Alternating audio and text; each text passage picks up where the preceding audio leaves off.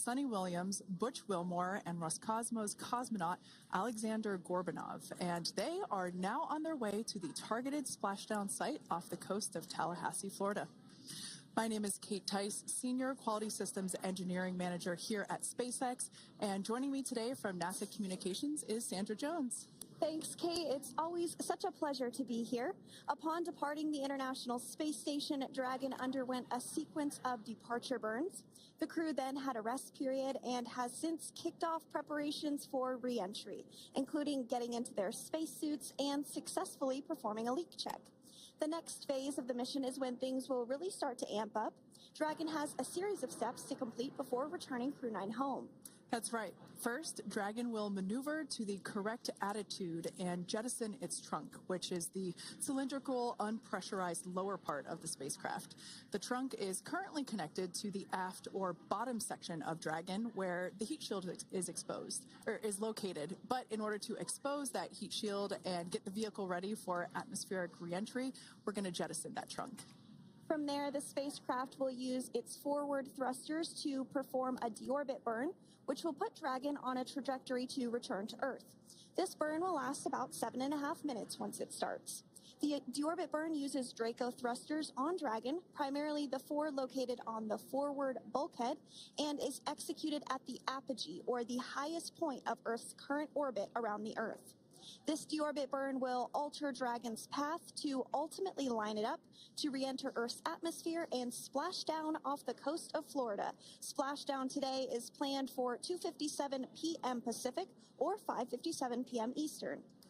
The Crew-9 mission began a little differently than usual, since Butch Wilmore and Suni Williams were already aboard the space station when Nick Hague and Alexander Gorbanov arrived in the Crew-9 spacecraft in September.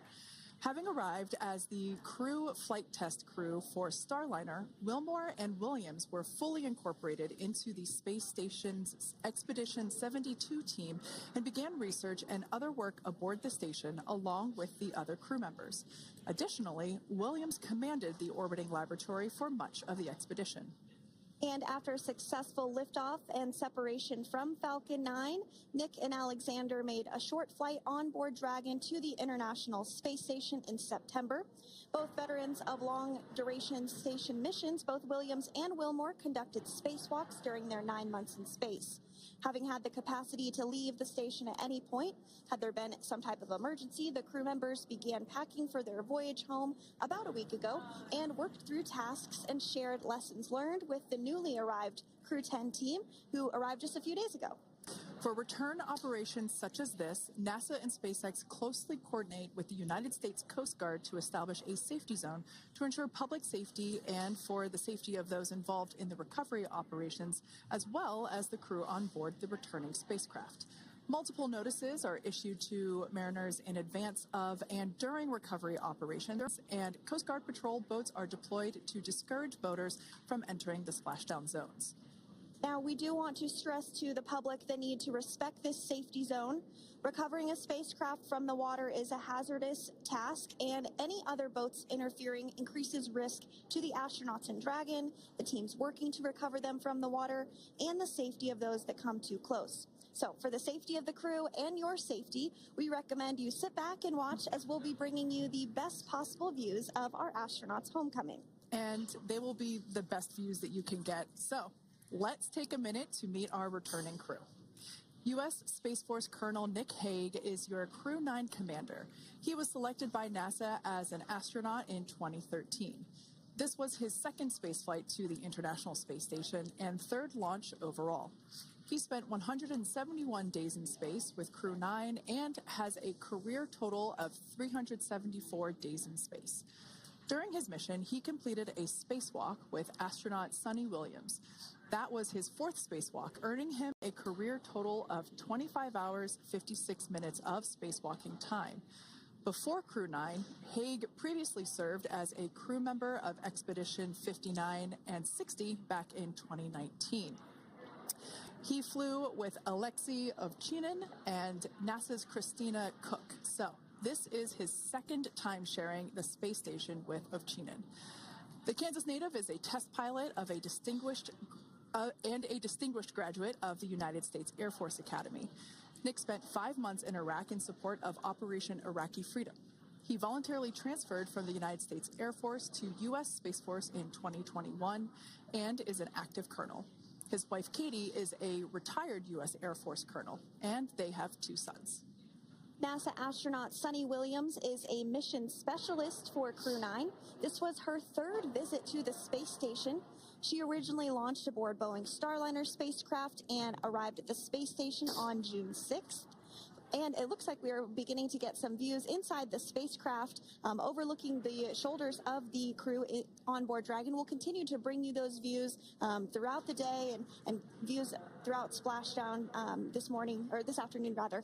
But to jump back into a little bit more about Suni, she became an Expedition 71-72 crew member, and she logged 286 days in space on this mission. But she actually has a total of 608 days in space, the second most time in space by a U.S. astronaut. Former NASA astronaut Peggy Whitson ranks first for the U.S. with 675 days in space. She conducted 2 spacewalks and has completed 9 over the course of her career for a total of 62 hours and 6 minutes of spacewalking time. She ranks 4th on the list of cumulative time spacewalking by a female astronaut.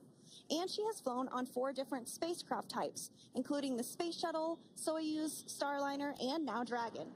Previously, she served on Expedition 14 and 15 in 2006 and 2007, and again with Expedition 32 and 33 in 2012. She's a retired U.S. Navy captain and is a proud graduate of the U.S. Naval Academy. NASA astronaut Butch Williams is also serving as a mission specialist today. This is his 3rd spaceflight and, just like Suni, logged 286 days in space.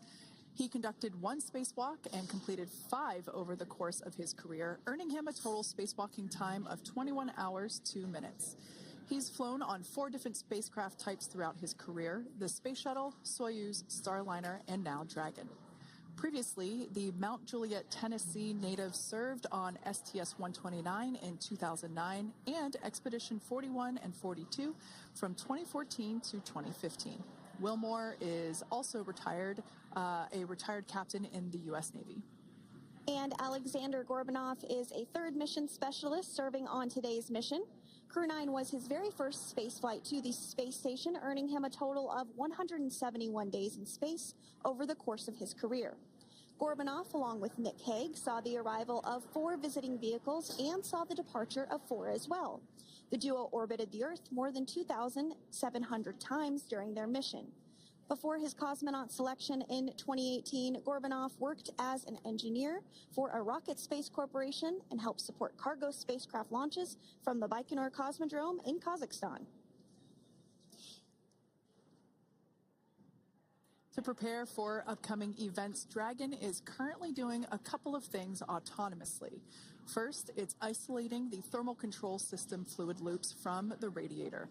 This system is what will help keep the internal temperature of Dragon very comfortable for Nick, Suni, Butch, and Alexander during the reentry phase. Dragon is also initiating separation of the claw mechanism, which will terminate data, power, and fluid connections between the spacecraft and the trunk in preparation for that trunk separation that I mentioned earlier. Now, as we saw before, we are hoping to get more views inside of the Dragon capsule. We will bring those, of course. We want to see more of our 4 crew members. But now a bit more of the Dragon Freedom capsule. It has flown on several missions for NASA. It first launched April 27th, 2022. To the International Space Station on NASA's SpaceX Crew-4 mission. It was subsequently used for 2 private spaceflight missions to the space station for Axiom Space, Axiom Mission 2 in May 2023, and Axiom Mission 3 in January of 2024. And of course, Crew-9 launched last year, is September 28th. So yeah, a little bit about the Dragon Freedom capsule. Here, a view that we have once again between the shoulders of Commander Nick Hague, who is on the left-hand side of your screen there, and Mission Specialist Alexander Gorbanov there on the right. That's right, Kate. And the next major milestone that we're looking ahead towards this afternoon is claw separation. We're targeting that claw separation at 2:05 p.m. Pacific time this afternoon, so less than 10 minutes from now. Continuing to get some views inside Dragon Freedom. To the far left there is NASA astronaut Butch Williams, and as you can see, the crew is suited up in their space suits. They are suited up in what we call dynamic phases of flight. So when they launch, when they dock, when they undock, when they return back for splashdown. We might hear some call-outs on the loops about putting their visors down. That will happen just prior to deorbit burn. And you'll hear us pause when some of those communications happen. That's because we want to make sure that we are relaying the best information to you all, and so that you hear it as well. So if you do hear us pause, that is what we're doing. You also see they have their on there, and I know the gloves are pretty unique on the Dragon spacesuits, right? They're custom created? Yes. The spacesuit overall is custom fit for each astronaut. These gloves enable usage of the touchscreen panels that they have in front of them. We can't see it from this view, but that view we saw earlier between Alexander Gorbanov and Nick Hague, that is a touchscreen. It allows the crew to monitor everything that Dragon is doing, along with those tablets that they have there on their legs. So yeah, the spacesuit itself is intended to act as a mini spaceship, if you will, as once the visors are closed, it is able to maintain a pressure in the unlikely event of a depressurization event for Dragon. So there we can see those screens I was talking about. So there in the center, we've got the location tracker, as well as on the left-hand side, it's mapping out the operations that Dragon is executing. The crew has to remain well informed of all these things that Dragon is doing autonomously. That basically means that Dragon is flying itself. The crew has the ability to gain control of the capsule if necessary, but the capsule is essentially going to bring itself home. But of course, in order to be familiar with Freedom, SpaceX, deorbit sequence start in 5 minutes.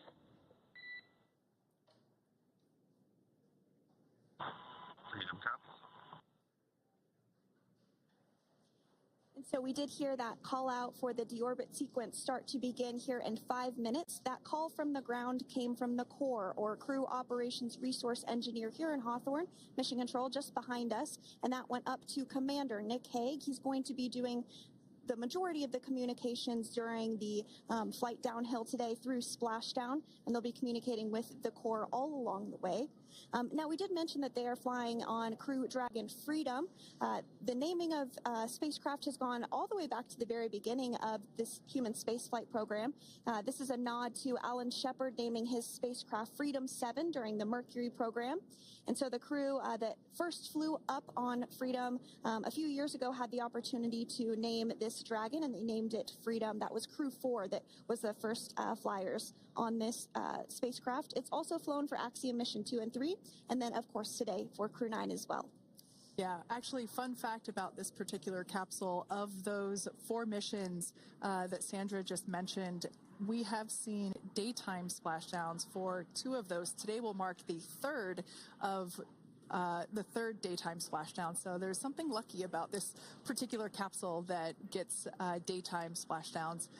Nighttime is great because we can see even more clearly the capsule streaking through, but I personally love the daylight views because we really get even better views of the recovery team operations during that phase of the mission.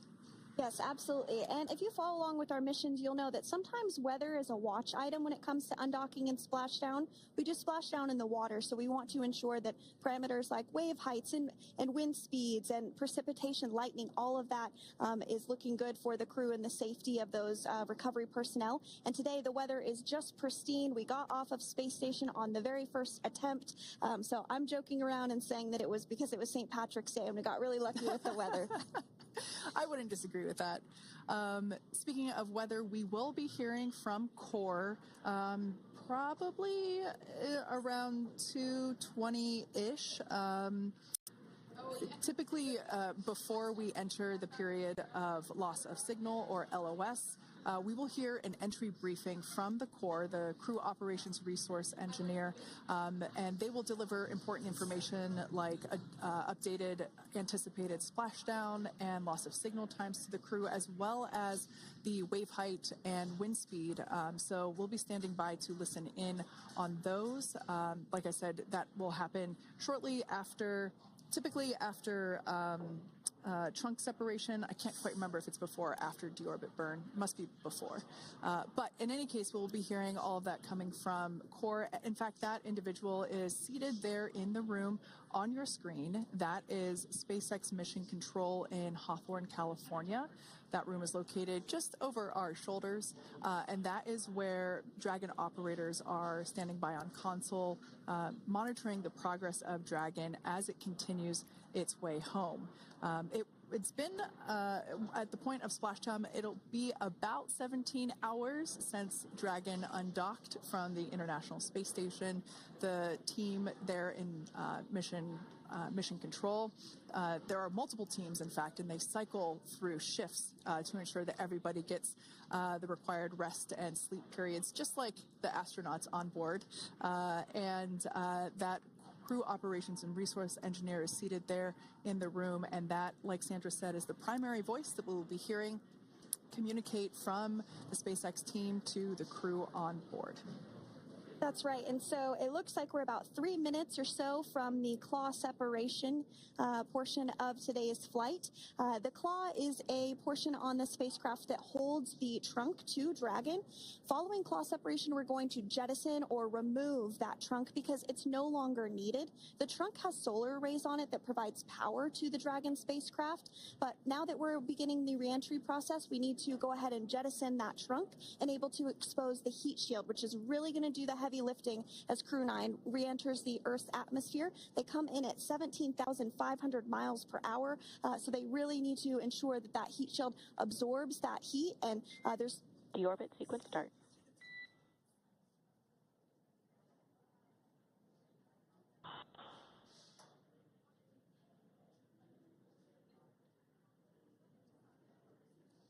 And so we did just get communications there that the deorbit sequence start has begun.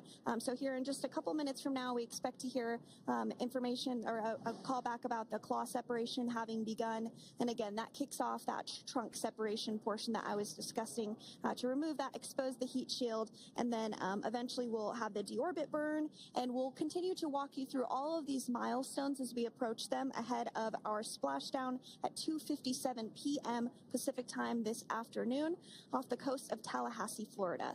Yeah, we're very excited to bring the Crew-9 crew home. Sandra, we were talking about the trunk separation. That trunk is on a trajectory that will re-enter in the atmosphere and break up upon that re-entry. The heat shield itself is one of my favorite parts of the Dragon capsule. It is the workhorse of the re-entry phase. It will work to protect the Dragon capsule and the crew members on board during the re-entry phase as the temperatures outside of the capsule build up to, I believe, about 3,000 degrees Fahrenheit in excess of. And meanwhile, the interior of Dragon stays a very comfortable temperature. That heat shield does a lot of the work, and we'll see that plasma build up on the exterior of the capsule. As a result of the plasma that builds up, we will lose communications with the crew. This is known as loss of signal, or LOS. This is roughly a 10-minute period on average, even less than. I believe today it is probably about 6 or 7 minutes long. It kind of depends on the mission, and it happens for every Dragon capsule that re-enters the atmosphere.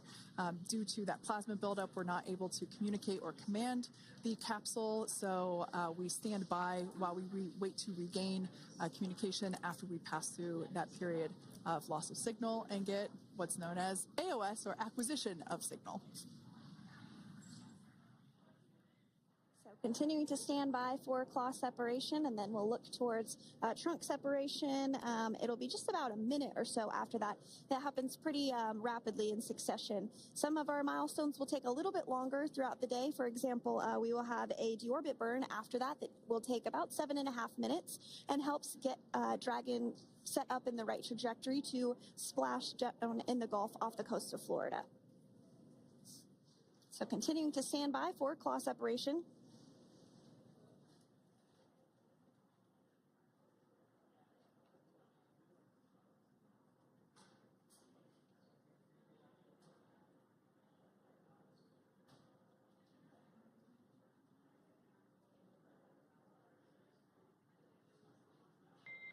Nominal trunk jettison. All right. Great news there. That trunk has been jettisoned from the Dragon capsule. So the claw was separated. That's the mechanism that connects the telemetry and power between the Dragon capsule and the trunk. In order to expose the heat shield underneath Dragon, we had to jettison that trunk, and so we just got confirmation that that has happened. So that is great news. Basically means that telemetry is looking good and that the nitrox system is primed for cabin and suit cooling, and the heat shield, like I said, is now exposed and ready for atmospheric reentry. The trunk served its purpose by gathering energy from the sun through its solar cells and converting that to battery power.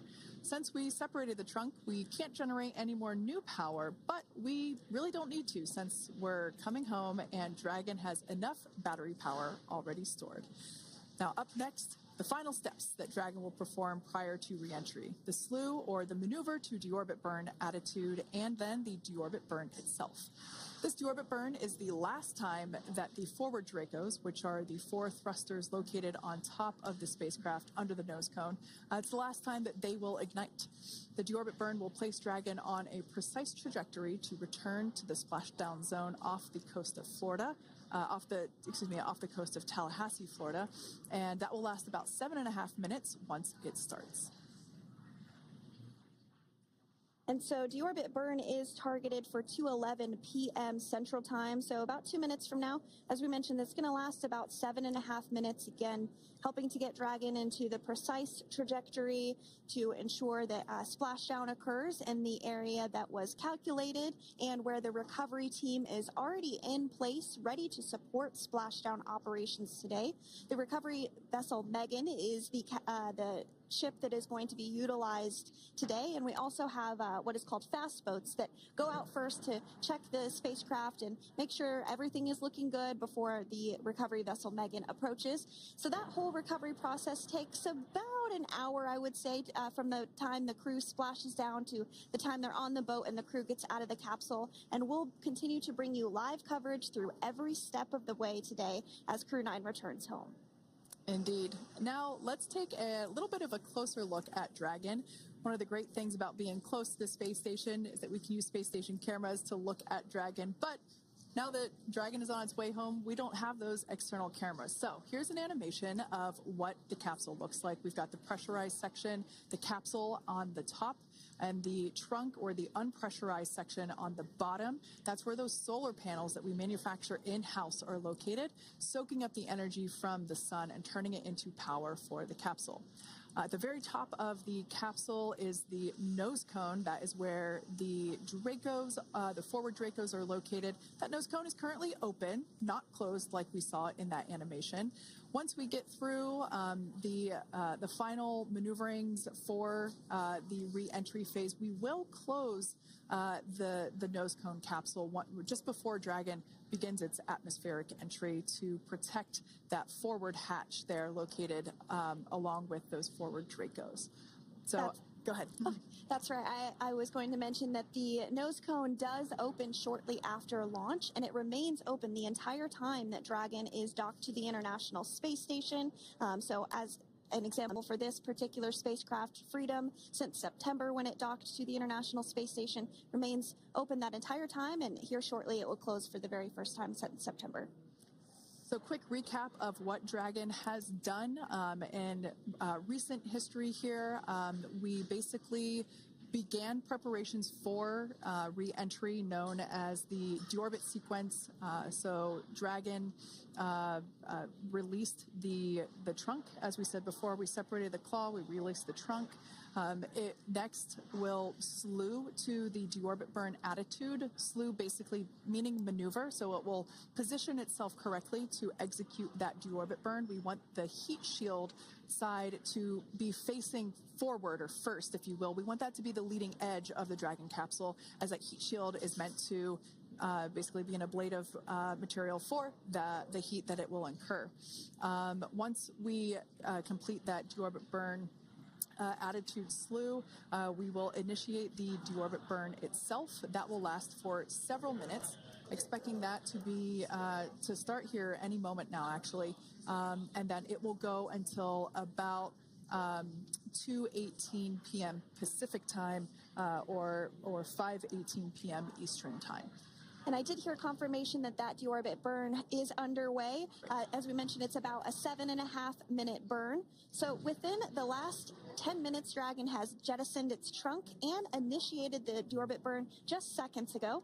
As mentioned earlier, for those operations, NASA and SpaceX closely coordinate with the United States Coast Guard to establish a safety zone to ensure public safety and for the safety of those involved in the recovery operations, as well as the crew on board the returning spacecraft. Multiple notices are issued to the mariners in advance of and during recovery operations, and Coast Guard patrol boats are deployed to discourage boaters from entering the spacecraft, the splashdown zones. So we do want to stress to the public the need to respect this safety zone. Recovering a spacecraft from the water is a hazardous operation, and any other boats interfering increases the risk to not only the astronauts in Dragon, but the teams working to recover them from the water and the safety of those that may come too close. So for the safety of the crew, which you see there on your screen, your safety, we recommend you sit back and watch as we'll continue to bring you the best possible views of our astronauts' homecoming. Yeah, as I mentioned earlier, this deorbit burn is the last time that we will utilize our 4 forward Draco thrusters. Forward basically meaning at the top of the Dragon capsule. Dragon Freedom has not yet entered the Earth's atmosphere. This deorbit burn is what will line the vehicle up and put it on its final trajectory to the landing site right off the coast of Tallahassee, Florida. So basically, it is the last burn that the Dragon spacecraft executes and is what really locks it in for that precise landing. As you can see on your screen right now, Nick, Suni, Butch, and Alexander are using their screens to keep tabs on the burn duration, the Draco firings, and trajectory details such as entry angle, spacecraft perigee, and how much distance remains until deorbit burn termination. As I mentioned earlier, Dragon is flying itself. So all the crew has to do is stay strapped into their seats and keep tabs on things. Although I must say, if I had one of those window seats, it would be pretty difficult to restrain myself. Now, with Nick, Suni, Butch, and Alexander ready to deorbit and splash down back on Earth, they will be heading to one of 8 targeted sites supported by SpaceX and NASA. All of these sites are located off the coast of Florida, either in the Gulf of America or the Atlantic Ocean. Spreading the supported sites across multiple locations helps maximize the return opportunities for this mission and future crews, lowering the chance that we'll have to wave off due to bad weather. For those of you following along, you'll know that today's splashdown marks our final Dragon recovery on the East Coast. After 6 great years of successful recovery operations off the East Coast, we'll be moving all Dragon recovery operations back to the West Coast. And as always, NASA and SpaceX jointly select our splashdown location. And for today, the prime recovery site is off the coast of Tallahassee, Florida. The selection process works with a lot of different variables, including the space station's orbital trajectory or path that it follows, what landing sites are available and have favorable weather, how much free flight capability Dragon has for the trip home, and the sleep schedules for the returning crew members, as well as, of course, the big one, the weather. We'll start with calculating daily return options based off of the space station's current orbit and Dragon's capabilities to maneuver and line up for re-entry. The time from undock to landing at the primary site can vary from less than 6 hours to more than 39. Getting home the quickest comes with some obvious benefits, but we always have to make sure the crew is properly rested for dynamic operations, preventing us from scheduling 20-plus hour days for them, of course. Experts provide the daily opportunities that would line up Dragon with the 7 landing zones and split them into what we call ascending and descending opportunities. Dragon uses its Draco thrusters after leaving station to execute a series of altitude-lowering maneuvers and to line up with the selected primary site. It can also change to different alternative sites while in a free flight if sudden weather moves in that we may need to avoid. So, as we mentioned, weather is something we're constantly looking at, making the final call to proceed about 2.5 hours before the crew undocks. So for the Crew-9 return, we looked at a number of weather items. Some of the obvious ones are no rain or a chance of lightning in the recovery zone, both for the safety of the crew inside Dragon and the recovery teams in the water. And we're also looking for wind speeds to be less than 15 feet per second or about 10 miles per hour, and relatively calm seas so that we can safely execute recovery operations, which includes landing a helicopter on the recovery ship to fly Nick, Suni, Butch, and Alexander back to Florida. Once Dragon began flying today, we had a number of additional checkpoints to either proceed towards the primary site, head to the alternate, or select a new zone based on real-time weather data. These checks happened all the way up until we were in the final hours before the deorbit burn, which has just about a minute or so left in it. And this is the last burn in the trip home that commits Dragon to re-entering the Earth's atmosphere. Now, we are currently waiting to conclude the deorbit burn. We've got less than a minute until that finishes. We will expect to hear a call out for nominal burn, which will confirm completion of that deorbit burn for Dragon Freedom. We can see images there from the touchscreen display panels that the crew utilizes in flight. We can see the visualization of exactly which one of the 4 forward Draco thrusters are firing. That's why you have kind of like a strobe effect there.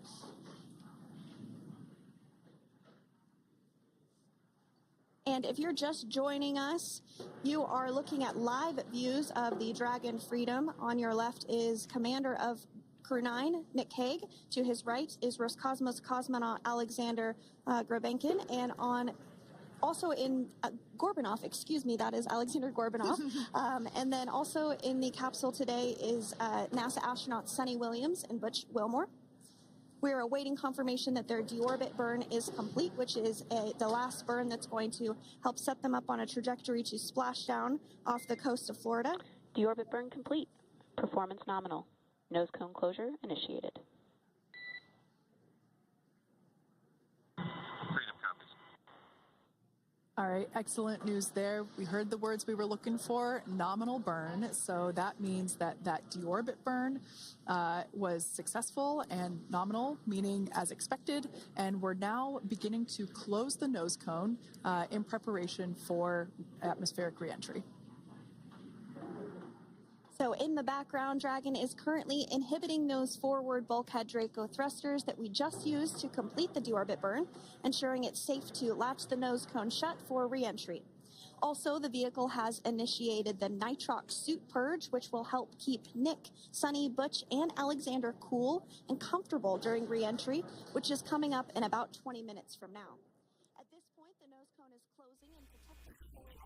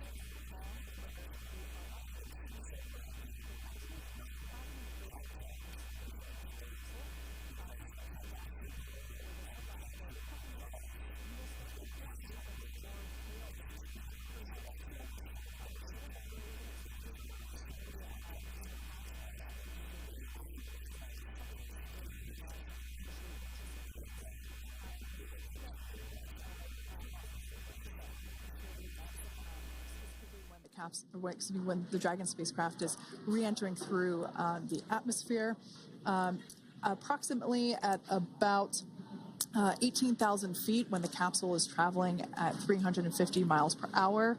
We will see our first views of parachutes for the day. It's one of my favorite moments of return sequences is when we get to see the drogue parachutes. We'll see the drogues come out.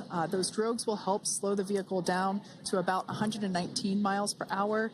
And then that is when the main parachutes will come out from the Dragon spacecraft and then ultimately end in splashdown. And we are hearing confirmation that the nose cone is closed and everything was nominal or as expected with that closure. So as we begin the second half of entry, Dragon is now beginning to inject cooled nitrox into the air being delivered to the spacesuits worn by Nick, Suni, Butch, and Alexander. Again, this is what will allow the crew to remain comfortable while external temperatures reach 3,500 degrees Fahrenheit as they re-enter the Earth's atmosphere. So the heat shield is pointing forward, leading Dragon to the landing site. Yeah. Now, speaking of the heat shield, Dragon's primary heat shield is comprised of PICA 3.0, which stands for Phenolic Impregnated Carbon Ablator. The first-gen PICA was initially developed by NASA for studying and sampling comets within our solar system. SpaceX partnered with NASA to develop PICA-X, which was the second-generation product used on all Dragon 1 cargo resupply service missions that resupplied the International Space Station on 20 missions. PICA 3.0 was developed specifically for use on Dragon 2 crew and cargo with enhanced structural and thermal capabilities that allowed the heat shield to be even more effective in the way that it utilized the ability to make that heat ablate as it goes through the Earth's atmosphere.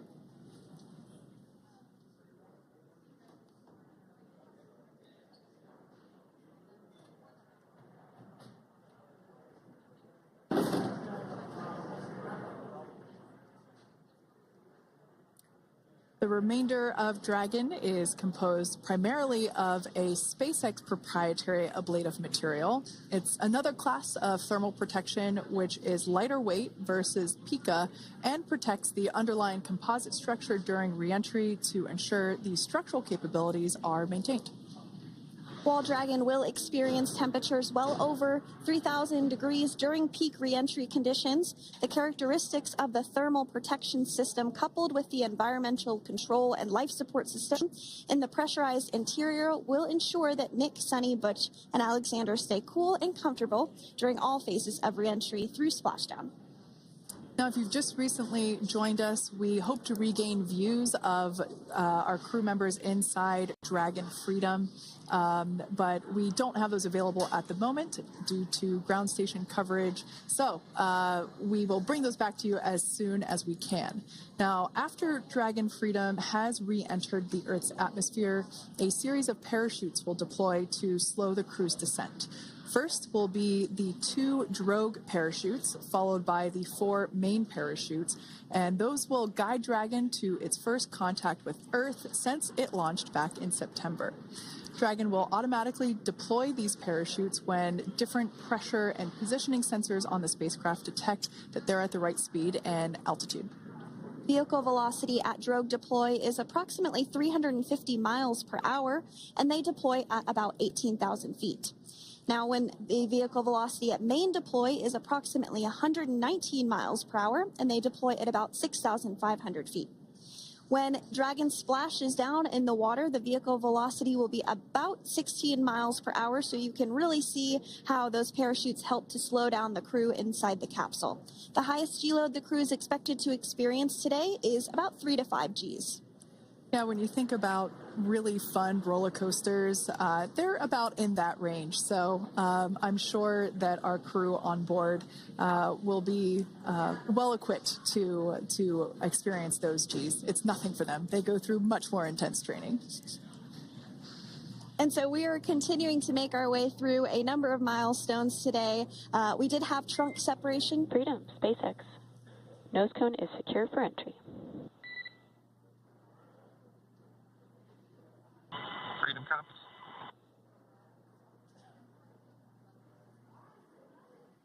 All right, great news there. That tells us that the final physical configuration change for Dragon is complete. We have closed that nose cone. This is the last physical change that Dragon undergoes prior to re-entering the Earth's atmosphere.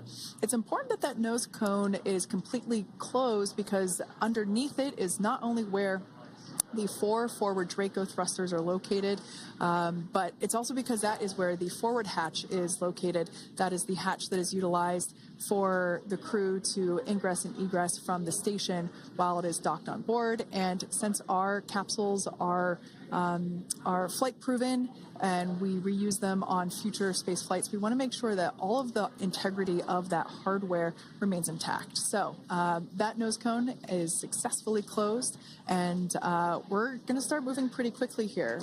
As I mentioned before, we'll go through loss of signal. We'll get that signal back several minutes later, and then we'll see the parachute action. Yep, and then that's all ahead of splashdown off the coast of Florida. We're targeting Tallahassee as our splashdown zone today at 2:57 p.m. Pacific time this afternoon. Now, you did mention the call to the crew. They'll do some additional calculations following that burn and potentially let us know if that splashdown time has changed at all. But right now, we are continuing to target 2:57 p.m.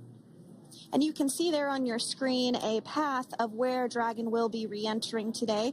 So if you are in the southern tip of Mexico, you might have the opportunity to see Dragon. Because it's a daytime splashdown, you probably won't have too great of views, but potentially you'll have the opportunity to get a glimpse of it there. Once again, Dragon operators, they're monitoring the progress of Dragon through this re-entry phase. That is SpaceX Mission Control, located here in Hawthorne, California.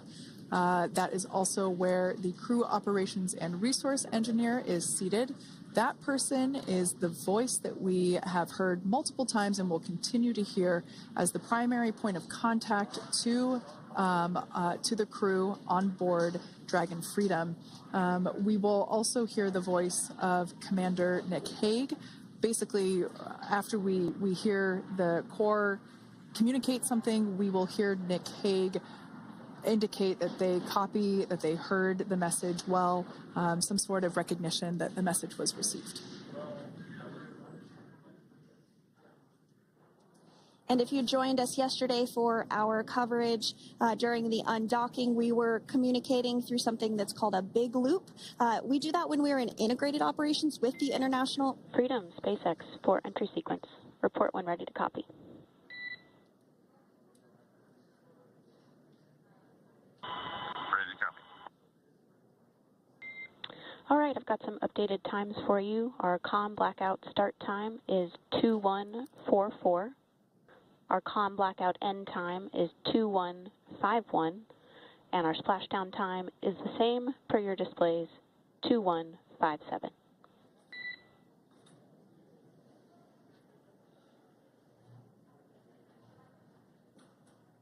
Okay. Understand COM blackout start 2144, stop 2151, splashdown per display.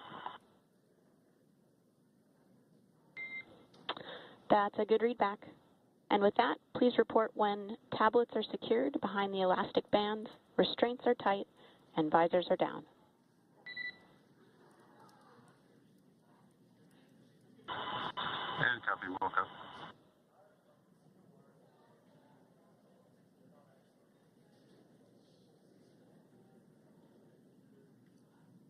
And with that communication from the Corps or Crew Operations Resource Engineer here in Hawthorne to Commander Nick Hague of Crew Dragon Freedom, we did hear that the loss of signal period is still at 2:44 p.m. Pacific, but we had a 1-minute adjustment to the acquisition of signal. That's going to now be at 2:51 p.m. Pacific time. However, our splashdown time remains the same at 2:57 p.m. Pacific time this afternoon off the coast of Tallahassee, Florida. So all good news there as Dragon continues to make its way home with the Crew-9 crew.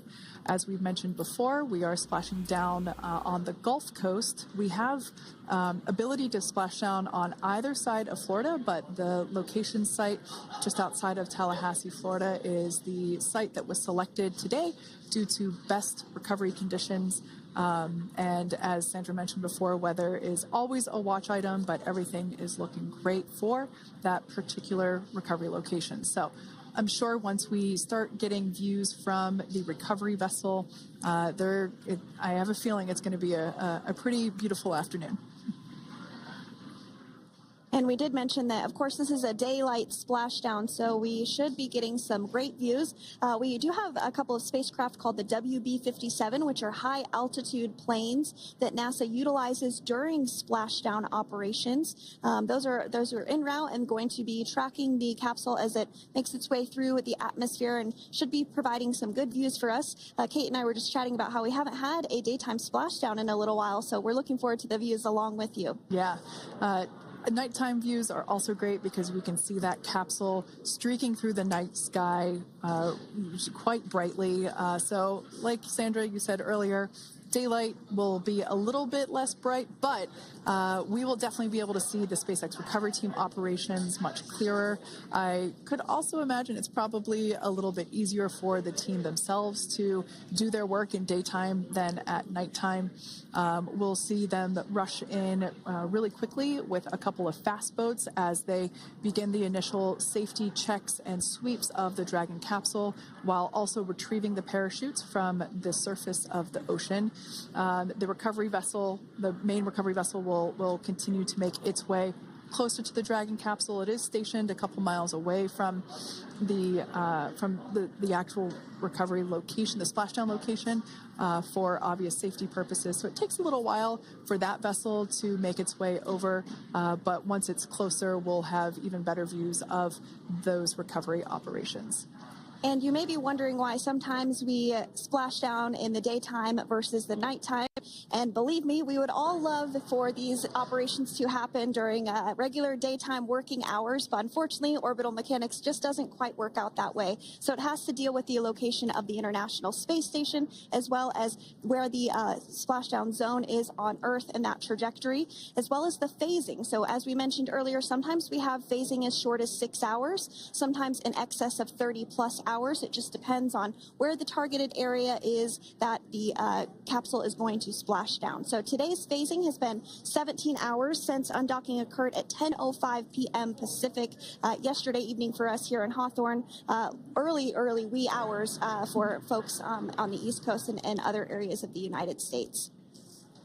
Yeah, but regardless of whether it's daytime or nighttime, the SpaceX recovery team has trained and practiced and rehearsed for it all. So regardless of daylight, they are really efficient with those operations. And but like you said, Sandra, it has been a minute since we have seen a daytime splashdown on a NASA SpaceX crew mission. The last daytime recovery was on Crew-4, which was the debut flight for the capsule flying today, the spacecraft known as Dragon Freedom. And so, yeah, kind of a fun fact there in terms of the timing of that daylight splashdowns. Once again, standing by for more communication with the crew. The next event that we have coming up is the start of that period known as loss of signal. That is the period still expected at 2:44 p.m. Pacific time. This lasts for several minutes while the capsule is making its way through the Earth's atmosphere. The heat shield located at the bottom of the capsule really doing all the work at that point in time in terms of using the atmosphere to slow the capsule down from its orbital speeds of 17,500 miles per hour. Our tablets are secure, restraints are tight, and visors down. We are configured for entry. Freedom, I copied. Tablets are secured, restraints are tight, and visors down.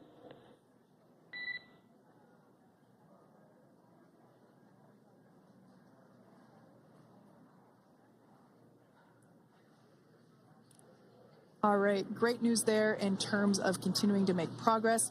That back and forth communication we heard was just letting Core know that per their instructions, Crew-9 has now put away everything that was necessary in order to begin the re-entry, including those tablets that were located on their legs. Those are now stowed away. They've tightened that safety harness that we see there, and the visors are now down. So with all that being said, let's take a minute to meet our returning crew. U.S. Space Force Colonel Nick Hague is your Crew-9 commander. He was selected by NASA as an astronaut in 2013. This was his second spaceflight to the International Space Station and third launch overall. He spent 171 days in space with Crew-9 and has a career total of 374 days in space. During his mission, he completed a spacewalk with astronaut Suni Williams. That was his fourth spacewalk, earning him a career total of 25 hours, 56 minutes of spacewalking time. Before Crew-9, Hague previously served as a crew member of Expedition 59 and 60 back in 2019. He flew with Alexei Ovchinin and NASA's Christina Cook. So this is his second time sharing the space station with Ovchinin. The Kansas native is a test pilot and distinguished graduate of the United States Air Force Academy. Nick spent 5 months in Iraq in support of Operation Iraqi Freedom. He voluntarily transferred from the United States Air Force to U.S. Space Force in 2021 and is an active colonel.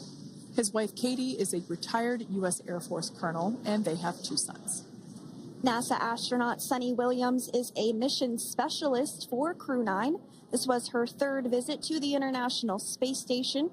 She originally launched aboard Boeing Starliner spacecraft and arrived at the space station on June 6th. Following the agency's decision to return Starliner uncrewed, she became an Expedition 71 and 72 crew member, where she logged 286 days in space on this mission. But Suni has a total of 608 days in space, the second most time in space by a U.S. astronaut. 5 minutes until predicted comm blackout. We'll see you on the other side at 21:51.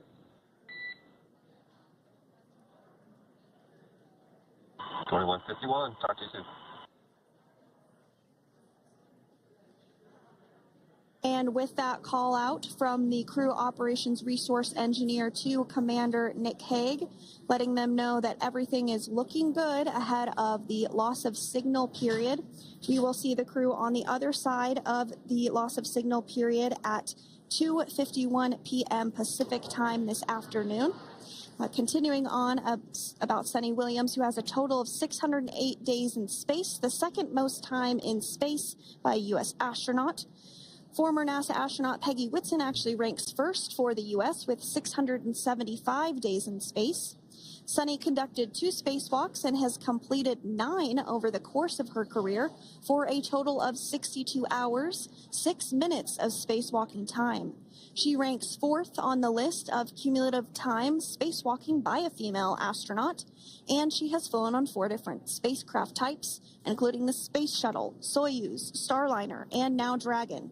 Previously, she served on Expedition 14 and 15 in 2006 and 2007, and again with Expedition 32 and 33 in 2012. She's a retired U.S. Navy captain and is a proud graduate of the U.S. Naval Academy and was the first astronaut to run a marathon in space. Pretty awesome stuff. Now, NASA astronaut Butch Williams is also serving as a mission specialist today.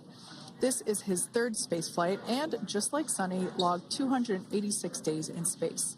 He conducted 1 spacewalk and completed 5 over the course of his career, earning him a total spacewalking time of 21 hours and 2 minutes.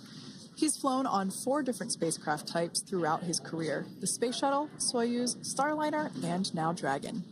Previously, the Mount Juliet, Tennessee native served on STS-129 in 2009 and Expedition 41 and 42 from 2014 to 2015. Wilmore is also a retired captain in the U.S. Navy. Next up is Alexander Gorbanov, who is a 3rd mission specialist serving on today's mission. Crew-9 was his first space flight to the space station, earning him a total of 171 days in space over the course of his career. Gorbanoff, along with Nick Hague, saw the arrival of 4 visiting vehicles and saw the departure of 4 as well. The duo orbited the Earth more than 2,700 times since September.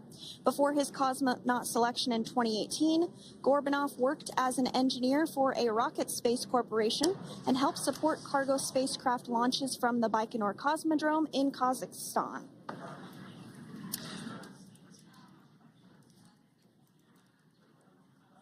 So if you are just joining us, we are continuing to bring you live coverage of Crew-9's return to Earth following their mission aboard the International Space Station, where they completed science and research investigations.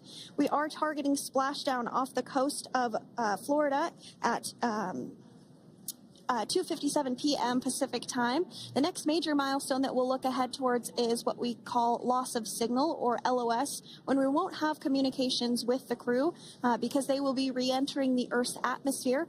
And during this process, there is plasma that builds up around that heat shield, so we are not able to communicate with the crew, but we are anticipating to regain communications with the crew at a short time from now at 2:51 p.m. Pacific time today. As we said before, everything continues to look good for the return of the Crew-9 team. We are about to go into that period of loss of signal. Once we get views of the crew inside the capsule, once again, we will be sure to bring those to you. But that period of time is when plasma is building up on the exterior of the capsule, generating heat in excess of 3,500 degrees Fahrenheit. So we are unable to communicate or command the spacecraft at that time.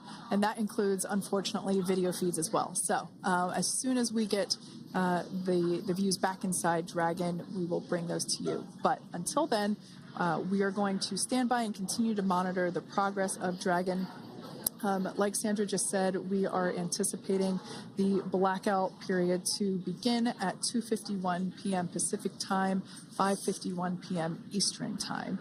This will last for several minutes. It's not super exact, even though we are predicting acquisition of signal, or AOS, to come back at 5:51 p.m. Eastern time. In the past, we have regained communication sometimes a little bit earlier than that, so we'll probably start to hear Core begin to hail Crew Dragon a minute or two prior to that anticipated acquisition of signal. But right now, Nick, Suni, Butch, and Alexander are seated in their seats inside Dragon Freedom. Their visors are down, and they have put away or stored the tablets they had located on their upper leg to monitor Dragon's progress. Now they will be utilizing the touchscreen displays, where the current operation and future operations will be displayed as they are able to monitor Dragon's progress continually. As I said before, Dragon is autonomous, meaning it is flying itself. So the crew stands by and monitors, and those touchscreen displays are what will be allowing them to do so and prepare for events such as parachute deploy. And while on board the International Space Station, Nick, Suni, Butch, and Alexander contributed to over 900 hours of science and research investigations, which is really the key purpose of the International Space Station. Now, the International Space Station is celebrating a major milestone this year, where they will be celebrating 25 years of continuous human presence in November. So if you're younger than 25 years, you've never known a day where there hasn't been a human living and working aboard the International Space Station, contributing to key science and research investigations that impact our lives here on Earth. There's research being done on Parkinson's, on osteoporosis, on cancer research, and a variety of other studies. Additionally, the microgravity laboratory provides a jumping off point for us as we venture back to the moon and onto Mars through longer duration space flights. One such example that the crew worked on during this mission was an alternative exercise device. In microgravity, the crew has to exercise for about 2 hours a day because they're not having the effects of gravity on their body. So to prevent bone and muscle loss, we counteract that with 2 hours of exercise per day. On board the International Space Station, they have 3 ways in which they can exercise. They have a bike, they have a treadmill, and they have a similar to a weightlifting machine that counteracts the microgravity environment. But a particular experiment that this crew tested out was a combination of all 3 of those in one smaller device, and this is really critical as we continue on to the moon, Mars, and beyond, because space is really important in spacecraft. So if we have something smaller that the crew might be able to utilize, that can potentially help us venture out even further into the solar system. So science is really the name of the game when it comes to the International Space Station. Some of the other science highlights that took place during this increment that are particularly interesting to me was we had the first wooden satellite that was deployed. This is a study to see if other materials might be more resourceful or renewable in space. So I'm really excited to see the results of that one as well. Additionally, we had a couple of spacewalks that took place to not only provide maintenance to the International Space Station, but also where we swabbed the outside of the space station near vents to see if any microbes that we all have microbes on us, to see if any of those could survive in the harsh environment of space, which again is very important for us to know and understand as we continue to the moon, Mars, and beyond. Very exciting stuff. Now, at this point, we have now entered the communications blackout period for the Dragon spacecraft. This lasts approximately 7 minutes due to plasma formation around the spacecraft itself. During this time, no vehicle telemetry is received by mission control or the recovery team, and no external commanding of the vehicle or voice communication is possible. But as a reminder, Dragon is designed to fly itself.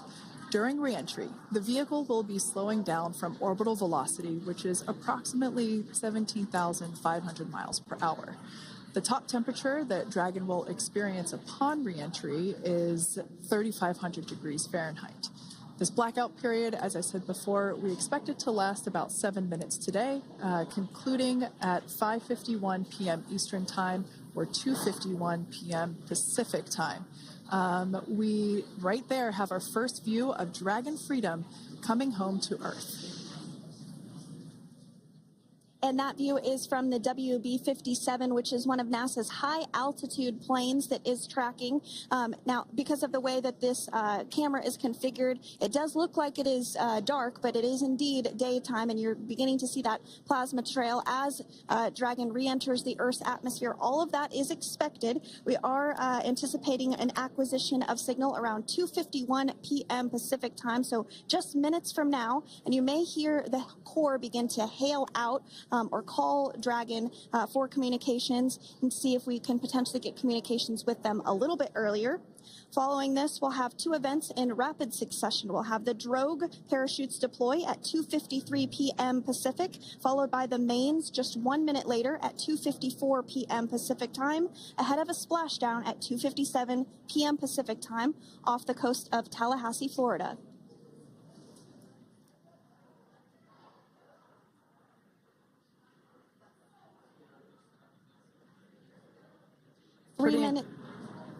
Pretty incredible views of the Dragon spacecraft making its way home back to planet Earth with the Crew-9 astronauts on board. Once again, this view is coming from the WB-57 plane. That heat shield we can see doing magnificent work as it works to... Freedom, SpaceX, Comcheck.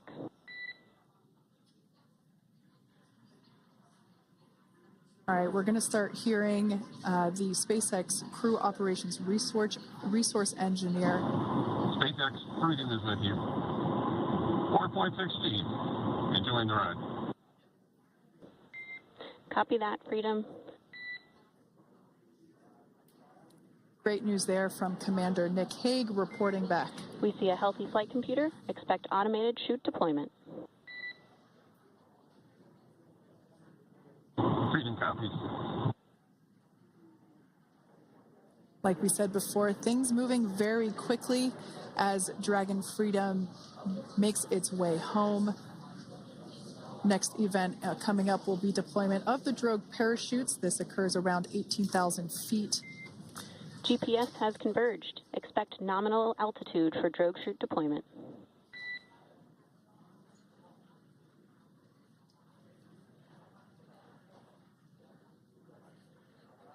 We're about 2 minutes away from deployment of those drogue parachutes. Now the heat shield is continuing to work to slow the vehicle down. That entry period, the Dragon spacecraft went from orbital velocity about 17,500 miles per hour down to about 350 miles per hour. So that really gives you a sense of why that plasma builds up on the exterior of the capsule, thanks to the heat shield and the work that it does. Those drogue parachutes will slow it down from 350 to about 119 miles per hour. We can see 15 kilometers. Brace for drogue window. We can see seat rotation happening inside the capsule. Great to get those first views of our crew members. Once again, the capsules are going about 350 miles per hour when the drogues are deployed. Those drogue parachutes that we manufacture here in-house are going to slow the spacecraft down to 119 miles per hour. And that is when we will see the main parachutes deploy, and that occurs about 6,000 feet above the ocean's surface. And we are expecting drogue deployment at 2:53 p.m. Pacific, so we should see it any second now. And there you are getting a great view of Crew-9 inside Dragon Freedom as it returns back to Earth. We are awaiting the drogue deploys. This view coming from the WB-57 high-altitude plane. And there you see it on your screen, drogue deployment. Drogue descent rate nominal. You can hear the crowd here. Visual on 2 healthy drogues. The crowd here very excited as Dragon Freedom continues to make its way back to planet Earth.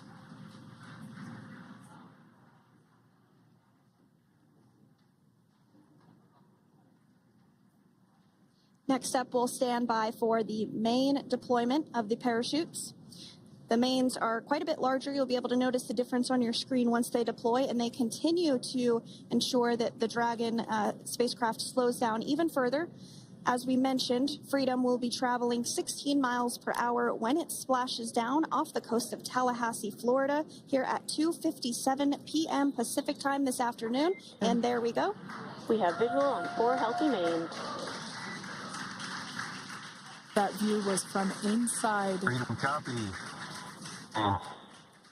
That view was from inside one of the buckets where the parachutes are located. So we see a great view there of the reefing on those parachutes. And as those main parachutes begin to inflate fully, 4 beautiful, healthy mains.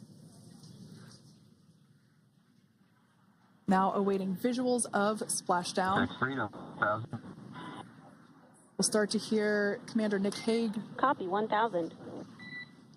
As we heard right there, Commander Nick Hague will be calling out the altitude of the Dragon capsule from here on out. Landing in water is simpler and provides more margin against unlikely parachute issues. You can see those parachutes continuing to slow the Dragon capsule down.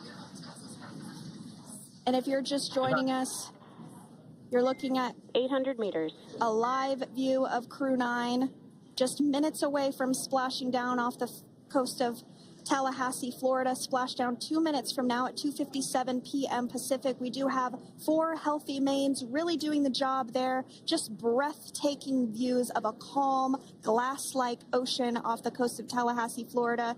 Crew-9 just minutes away from splashing down. This is really such an incredible shot. Copy, 600. That was a live view from our recovery vessel, Megan, which is stationed a couple miles away from the splashdown site.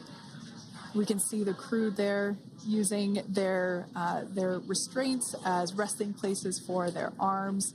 They were just in space moments ago, so their arms were able to float freely. 400 meters.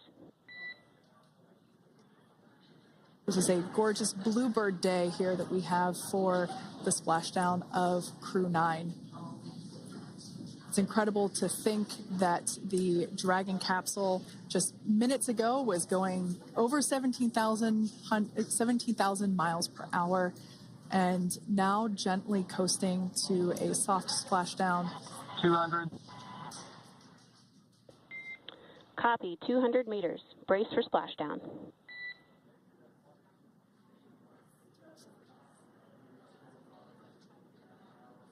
As you can see there on your screen, continuing to monitor progress of the Dragon spacecraft. And we're going to stand by for splashdown located in the Gulf of America off the coast of Tallahassee, Florida.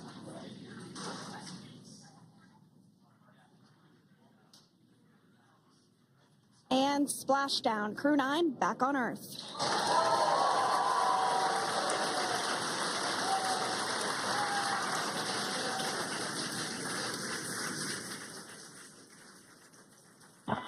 And SpaceX Freedom, splashdown. Good main release. Copy, splashdown. We see main chutes cut. Nick, Alex, Butch, Suni, on behalf of SpaceX, welcome home.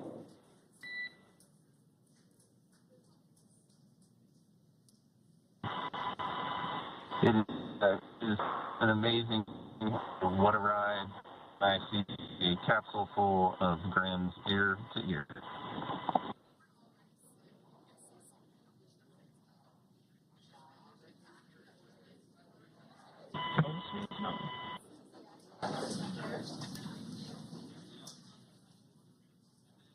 And as you can see on your screen, we have visual confirmation of splashdown. Dragon Freedom has returned home, and NASA astronauts. System safety verifications are in progress. We'll report back when recovery personnel are en route.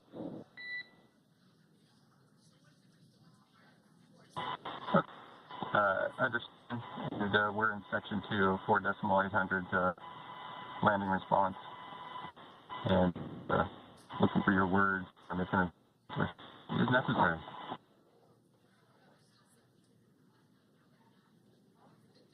In the distance, we can see the recovery vessel making its way. Copy, you're in section 2 for the environmental assessment in 4.800. That is not necessary today. Understand. Raising 5. So we will continue to have communications between the Corps and Nick Hague, the commander of Crew Dragon Freedom, which just splashed down 2 minutes ago off the coast of Tallahassee, Florida. Dragon Freedom has returned home with NASA astronauts Nick Hague, Suni Williams, Butch Wilmore, and Roscosmos cosmonaut Alexander Gorbanov. They're back on Earth after approximately 17 hours of a return journey from space. The SpaceX recovery ship and team have been waiting for Dragon's splashdown, and they will now make their way to the splashdown location. The teams have been ready and waiting about 3 nautical miles away, so it's going to take them about 30 minutes or so to make their way to SpaceX Freedom. Pretty sure we're in stable 1. Copy, stable 1. We see the same. It's going to take about 30 minutes for the recovery team to make their way over to Nick, Suni, Butch, and Alexander, who are still seated and secured inside that Dragon spacecraft there on your screen. Incredible views there of that thermal protection system, or TPS. That Dragon capsule was pristine, white color before it departed the station, and we can see how the reentry phase, the thermal protection system did its job.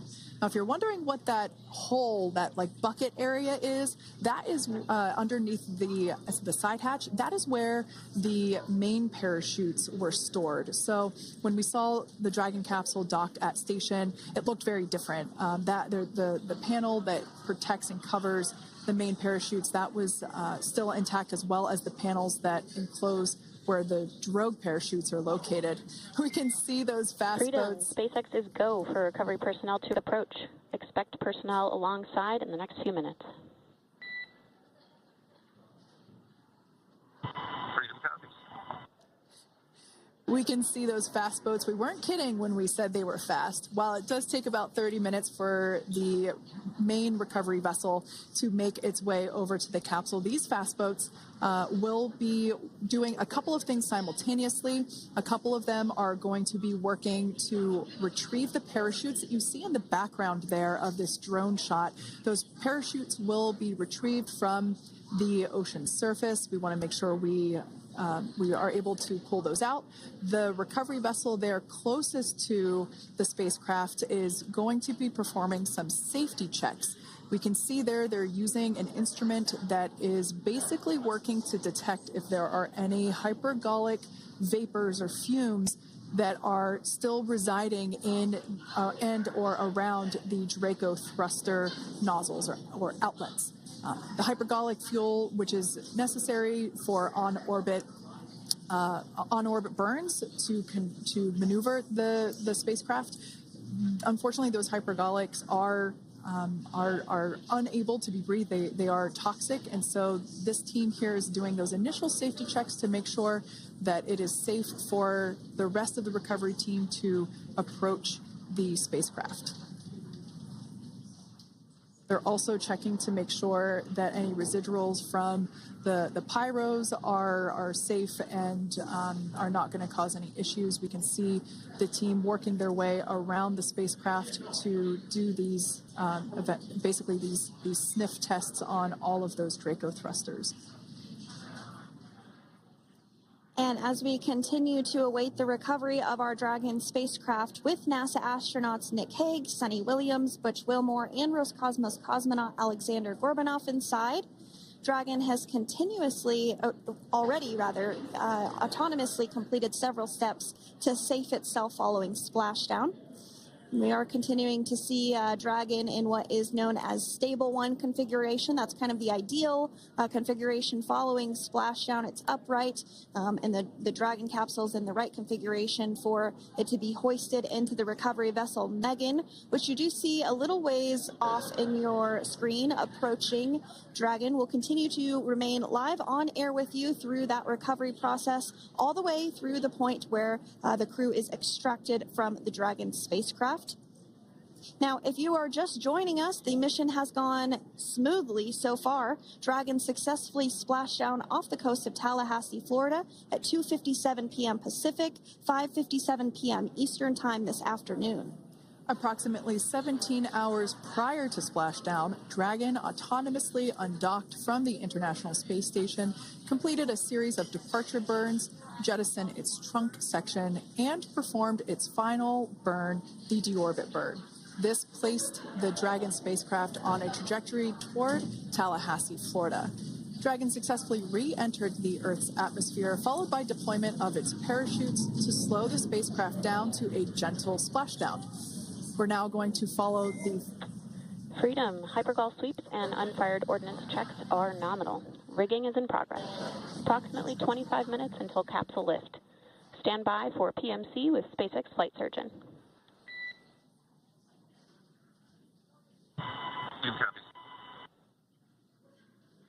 And so what we did just hear there was communications that those hypergol checks were complete. They didn't find any of that upon those checks, so we'll continue to move through the timeline. Next up is a process called rigging, which you see happening right now on your screen. This is when a SpaceX recovery personnel actually works to climb aboard the capsule and work through procedures ahead of lifting onto the nest of the recovery vessel Megan. We heard it's going to be about 25 minutes or so until that lift actually takes place.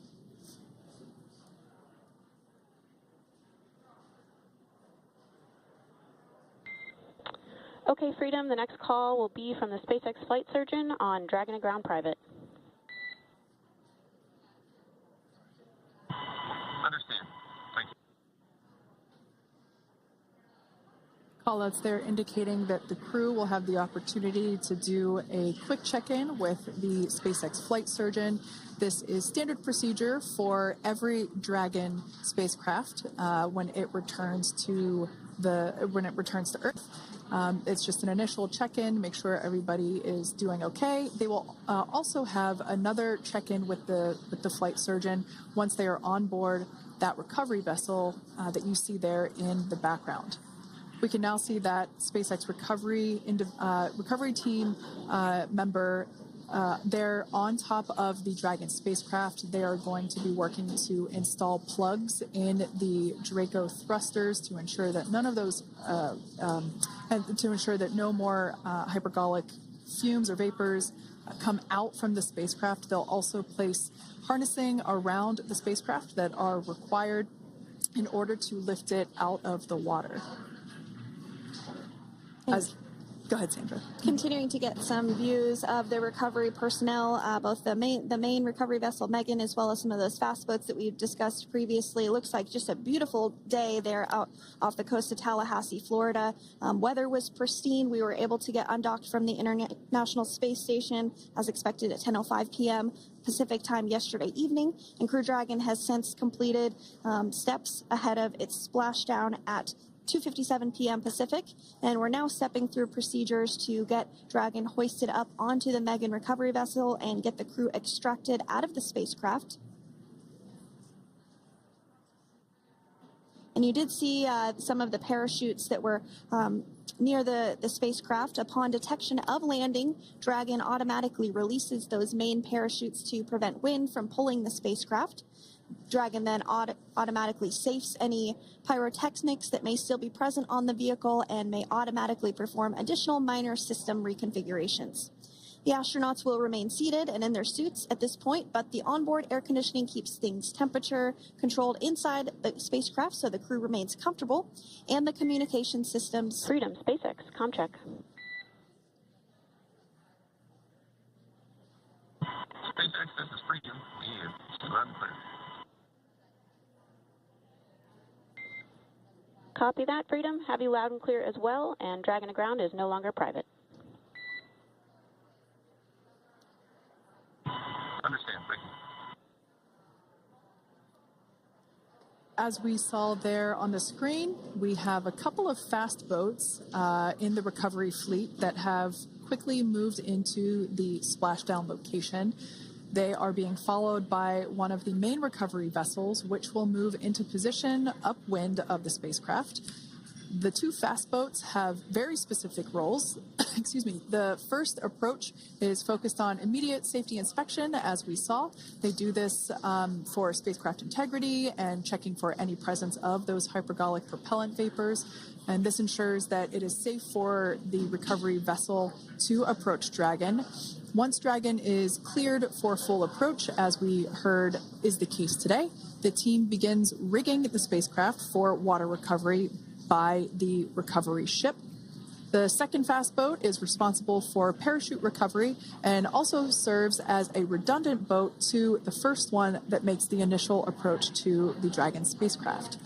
As we saw a little bit earlier, we were also able to see one of the recovery team members get on a jet ski to help gather up the parachutes that were automatically detached from the Dragon spacecraft upon splashdown. And it will take a little over 10 minutes for the recovery crew to complete their safety checks. Once complete, the team will begin preparing Dragon to be lifted, and as you see, they are preparing for that to take place at this point. As part of the preparation for this lift, one member of the recovery team has climbed on top of the spacecraft already so they can attach Dragon's hoist rings and connect to the lifting lines. It will take us less than an hour to raise Dragon to the recovery boat and remove the crew from the spacecraft. After medical checkouts, the crew will return to land within 4 hours by helicopter.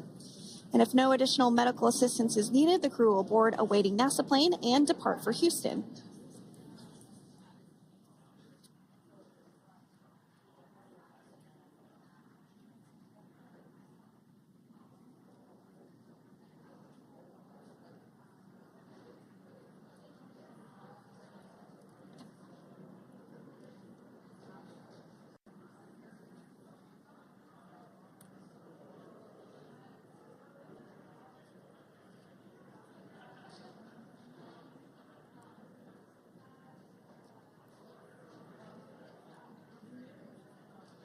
And as we continue to await Dragon to be hoisted up onto the ship, we have a very special treat.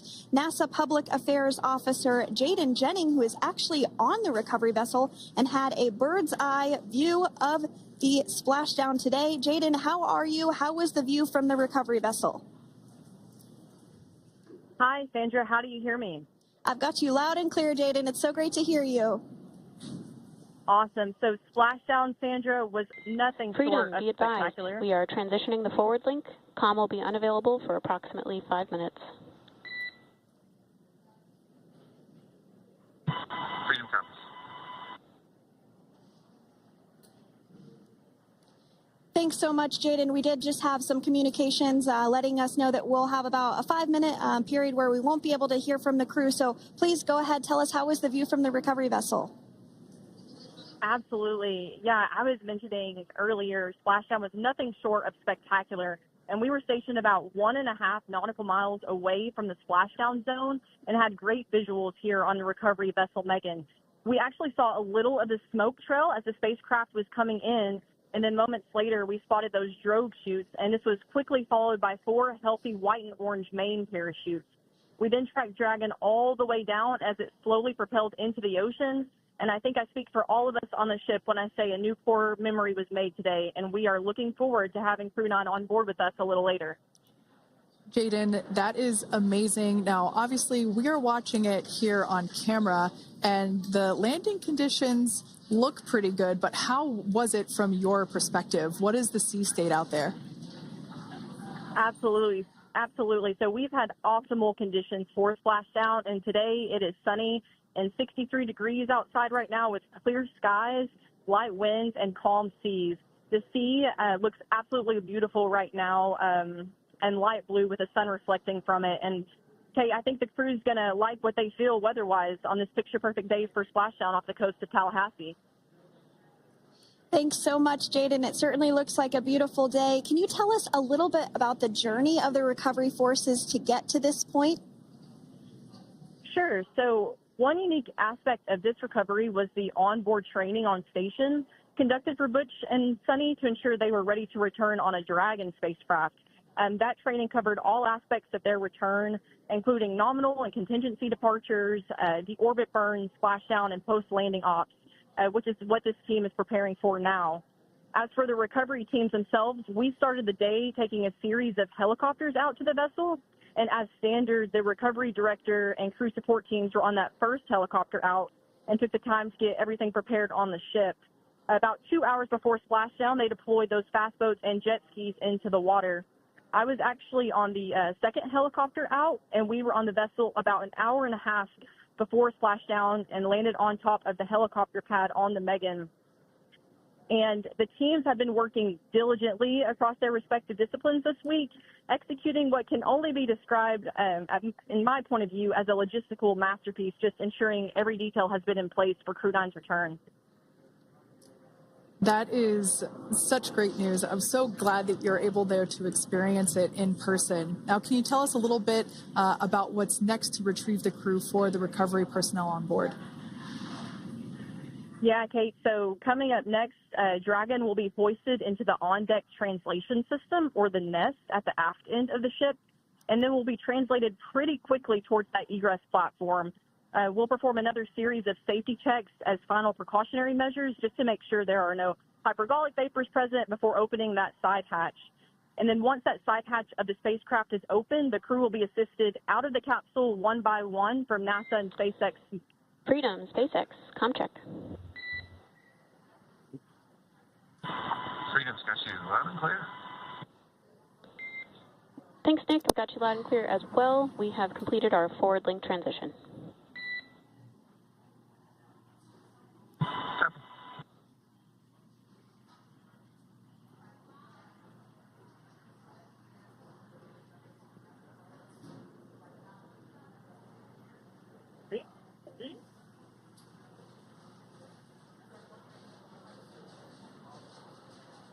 And Jaden, if you did just want to go ahead and let us know what is next to retrieve the crew. We are continuing to get some great views on our screen, but I know you have an even better view yourself. Oh, yeah, Sandra, this view is absolutely unbeatable. So just to kind of finish off what I was saying is once that side hatch of the spacecraft is open, that crew will be assisted out of the capsule one by one from NASA and SpaceX medical personnel, where they will then head to the med bay. And after those medical checks, they will get on that first helicopter out and arrive at the airport, where they will then board a NASA plane and then head back to Houston, Texas at the Johnson Space Center to begin their post-flight period. And we're eager to see the Crew-9 astronauts back on Earth, and we'll keep you updated on every moment of this process. With that, I'll toss it back over to you guys in Hawthorne. Thank you so much. That was Jaden Jennings, NASA Public Affairs Officer, who watched Freedom splash down firsthand from the recovery vessel Megan. Thanks so much, Jaden. So we are continuing to get these great views on our screen here of Freedom. As we mentioned, it splashed down at 2:57 p.m.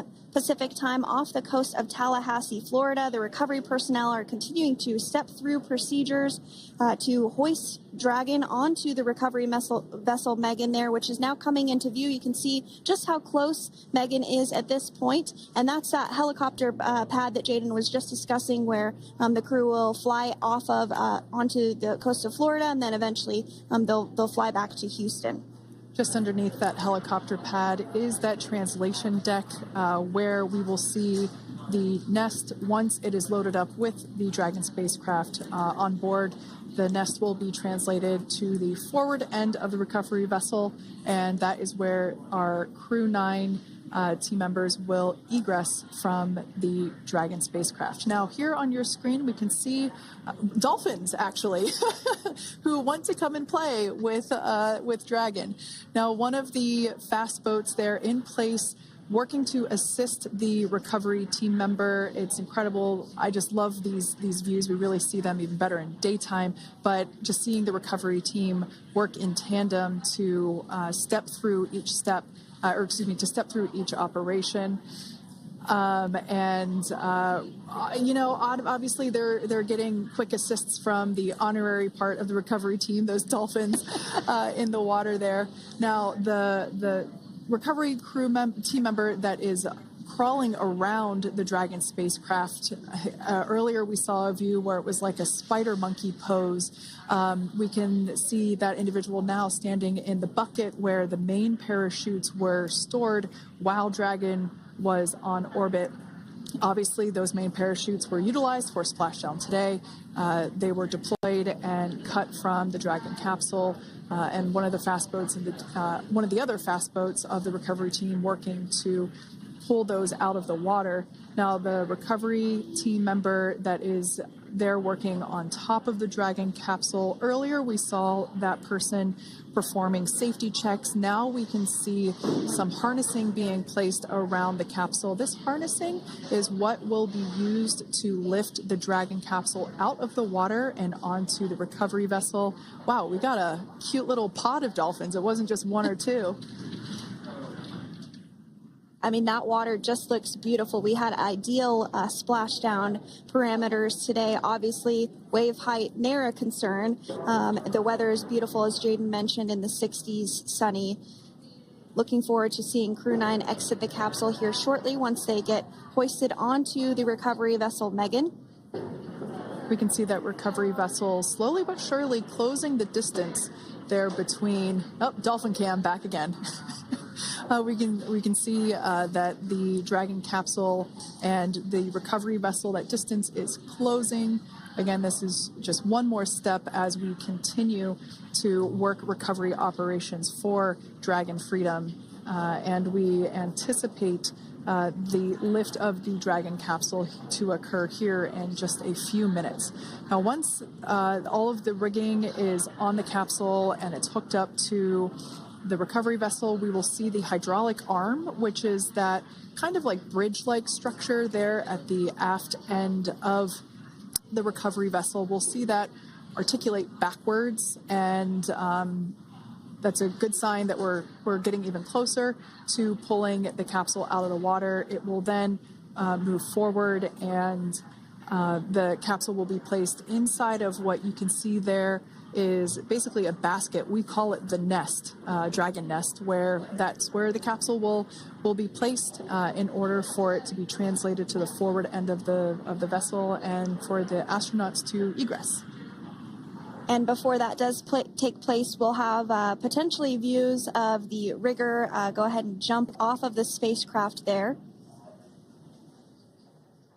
That typically occurs when the spacecraft is a little bit closer to the recovery vessel, and we usually get a really good view of that particular operation from one of the onboard cameras from the recovery vessel.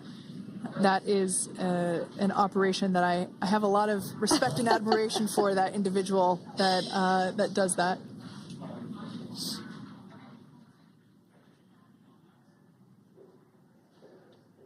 So again, Dragon continuing to get closer and closer to the recovery vessel, Megan. You see some of those ropes now coming into view as well.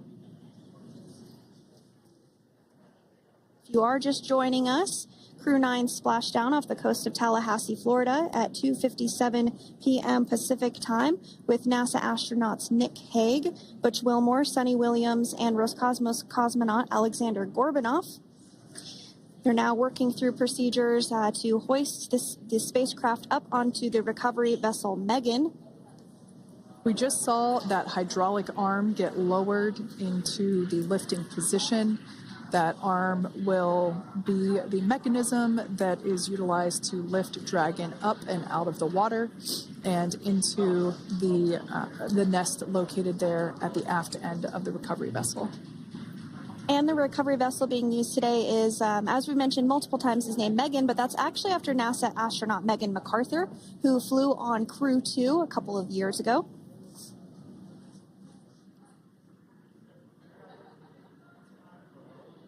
We're getting some views now from actually inside the boat.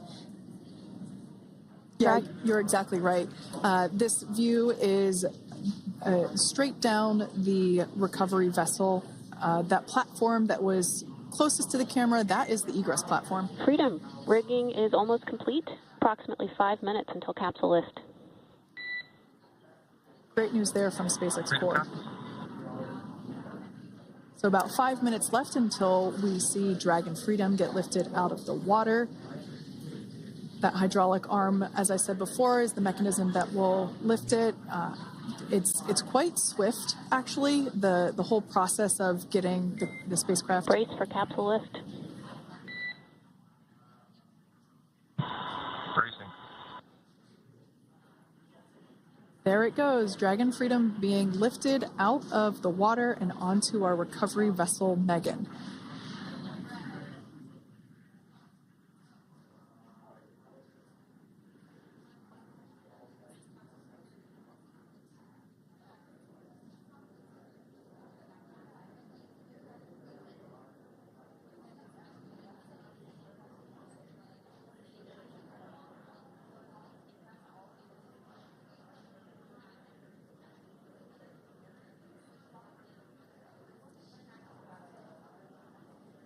So once securely on... Welcome aboard the recovery vessel. Recovery personnel are completing final checks and stand by for translation to the egress platform. Freedom copies. Great news there, letting us know that Dragon Freedom has been successfully recovered from the water's surface. If you've just joined us, we had an on-time splashdown at 5:57 p.m. Eastern Time, and we can now see that the water recovery operations are continuing to progress. The nest where the Dragon spacecraft is located is going to get moved forward. This will happen after one of the recovery crew members does some checks, and we'll also see some hosing. Obviously, the spacecraft splashed down in salt water. Salt water is corrosive, and we want to try and rinse out as much of the salt water as possible to reduce that corrosion on the metallic structures. So we can see some guidance there being provided, really steering the spacecraft properly into the Dragon's nest. And it's been 30 minutes since Dragon splashed down, and as you can see there, the spacecraft is already on board the recovery vessel Megan. Things continuing to move very smoothly today throughout the entire operations from the deorbit burn up until this point as well. And Freedom, it looks like the positioning wasn't quite right, so they are working on repositioning the capsule in the nest now. Okay, copy that. Thanks. And with that, the team is just going to adjust the Dragon spacecraft a bit so that it's in the right position ahead of translating up a little bit closer ahead of the side hatch. So the team is now going to step through the procedures to ensure that that takes place. While Dragon does fly itself autonomously, it clearly is unable to park itself autonomously. We want to make sure that the Dragon capsule is properly seated there in that nest.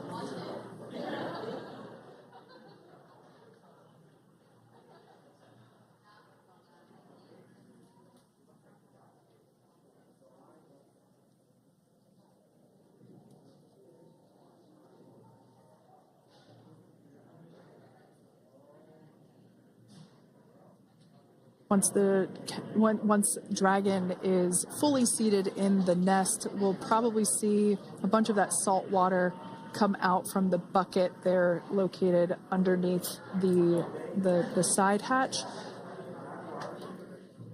See some salt water splash out. As I mentioned before, one of the recovery team members will begin hosing down the exterior of the spacecraft.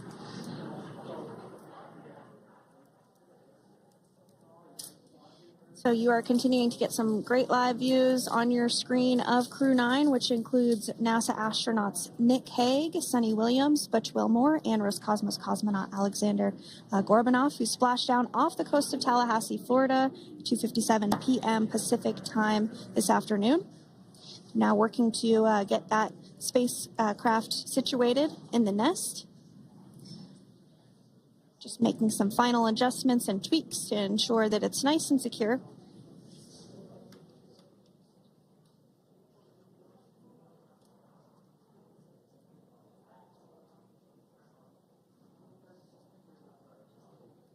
Once the spacecraft is seated and secured and oriented correctly in the nest, Dragon will be moved into the hangar located underneath that helipad that we saw earlier from the aerial views during recovery. All right, Freedom, looks like you are settled into the nest now. Team is working through hypergol sweeps. Copy all.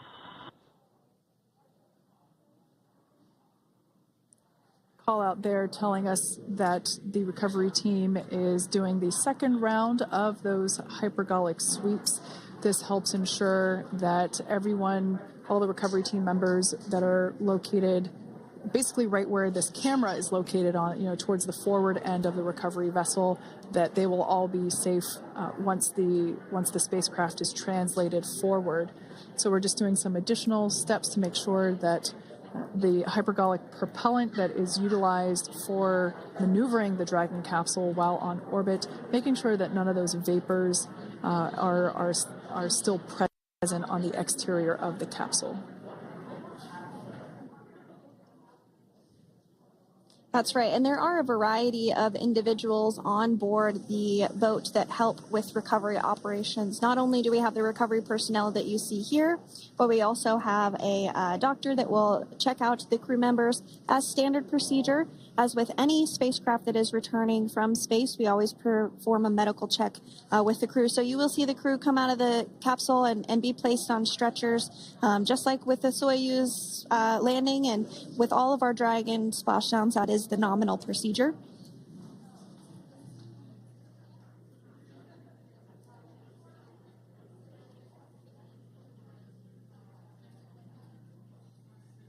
We'll stand by to see Dragon Freedom translate or scooch up a little bit closer to the camera angle that we're seeing right here. And then teams will step through procedures to get that side hatch opened. You see it right in the dead center of your screen there. It's kind of that rectangular shape. It has not been opened since Crew-9, which include Nick Hague and Alexander Gorbanov, launched back in September from the Kennedy Space Center in Florida. So that will be the very first time that hatch is opened. Once docked to the International Space Station, crew enter through the top hatch, which was where the nose cone is now closed. That's the hatch that they actually utilize to go ahead and get inside the International Space Station.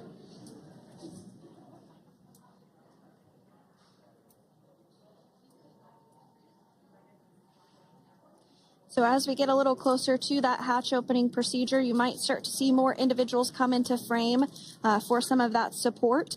The ship has a maximum capacity of a little over 40 people on board, and it takes a variety of different roles, as we've discussed, to support.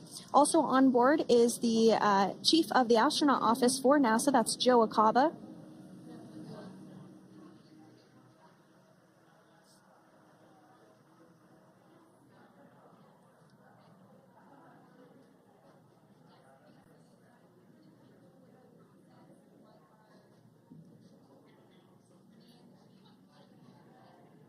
Now, while we are standing by for translation of the Dragon spacecraft to the platform there, the recovery platform that we see in the foreground, it is important to note that Nick, Suni, Butch, and Alexander will be getting assistance from the recovery teams while exiting the spacecraft. This is the same process for any returning long-duration crew members.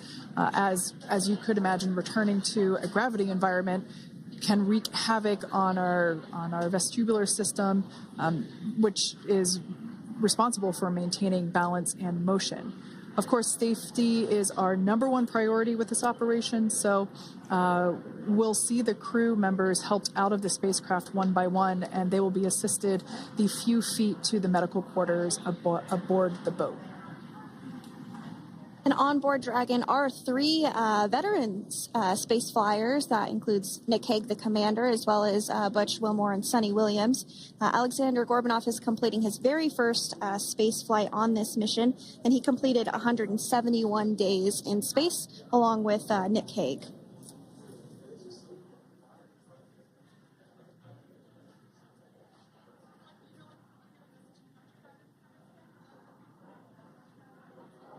For those of you that have just recently joined us, well, I would encourage you to hit that rewind button and go back a few minutes. It was a beautiful splashdown of Dragon Freedom with the Crew-9 cohort on board.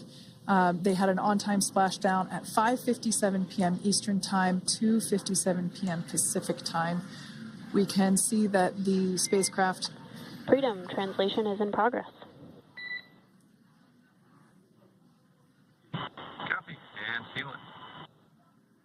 We can see that spacecraft was successfully recovered from the ocean surface and is now being washed with fresh water, as obviously they splashed down in salt water. So we're trying to rinse off as much of that salt water as possible.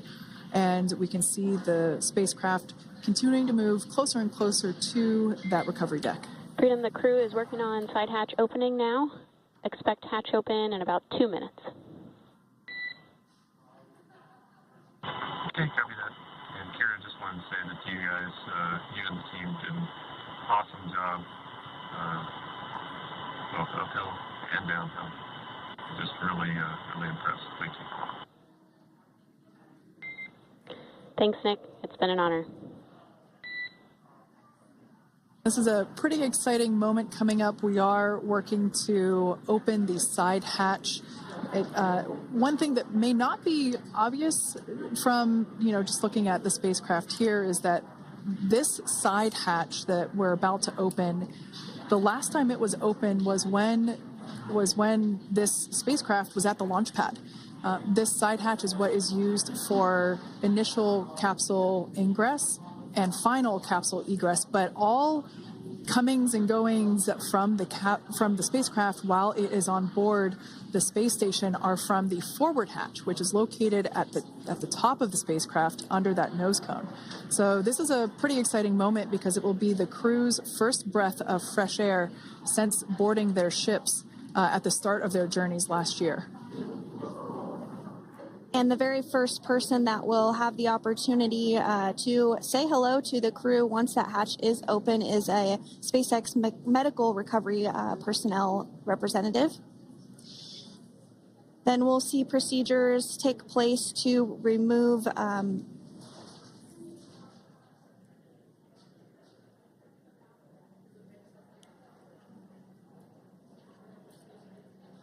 the footrests of Dragon. That will just help the recovery personnel get a little bit more room to access the crew and help get them out of the spacecraft. Yeah, you're absolutely right. Safety is, once again, top priority here, and removing those footrests from all 4 seats will be helpful as a recovery, as a SpaceX recovery team member will actually go into the capsule, into Dragon Freedom to help the crew members unbuckle and stand up, and essentially we'll also see a fun little slide be put in place to help the crew members exit the spacecraft safely. So yeah, we're going to remove all 4 of those footrests to basically give a little bit more working room inside the spacecraft. That's right, and we did hear the go for that hatch opening, so we're just a couple minutes away from being able to see that, and then we might be able to get the chance to see a couple of views inside of the Dragon and see the crew following their splashdown. Now, opening that side hatch isn't quite like opening, the door to your car. We have to depress the seal around the side hatch, as well as, we'll now see them open that side hatch up.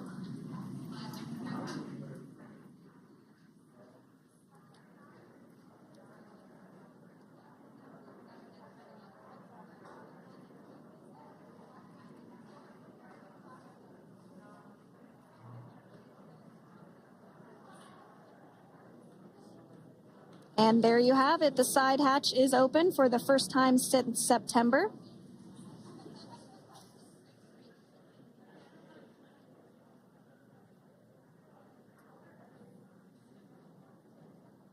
We can see some of the protective equipment there that was brought into frame that will help protect the edge of the side hatch, one, from any potential damage. Oh, we can see the recovery crew member there taking photos of the side hatch seal. This is part of the standard operation for recovery.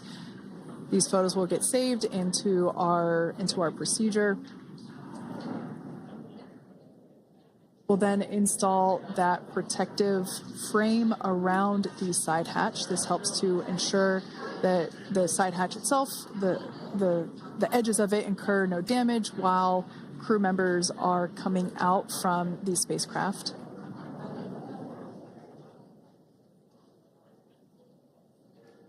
If you missed it, there was also a recovery team member that went inside. So there are now 5 people on board the Dragon spacecraft.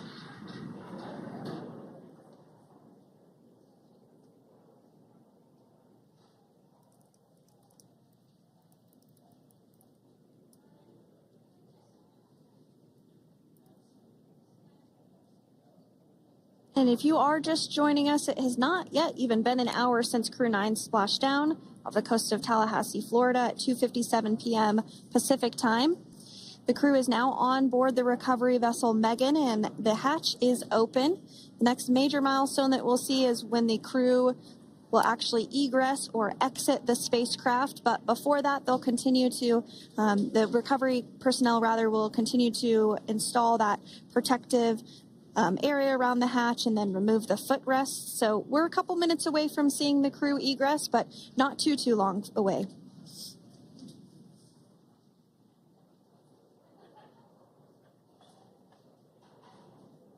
We'll probably see those footrests being handed out here in the near future, as I mentioned before.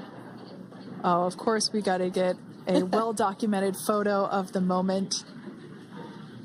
Although we can't see it from here, I'm pretty sure there are 4 smiles on board right now. And we did hear that report out from the commander, Nick Hague, following splashdown, that there were four smiles as far as he could see. Yeah, capsule full of grins. Now, generally speaking, and there we do see Crew-9, some happy waves, smiles all around back on Earth.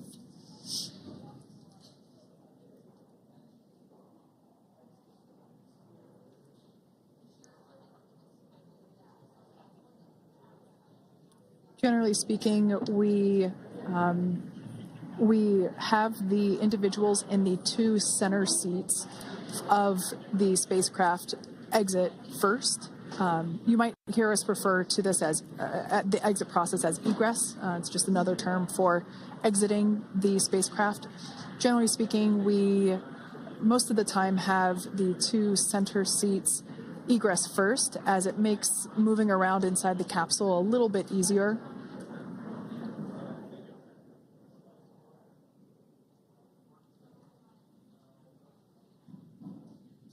We can see the tablets that were previously located on the upper leg of the crew members. We can see those being handed out to the recovery team. Those were taken off prior to the entry phase, to spacecraft reentry. Those had to be stored and secured prior to dynamic operations.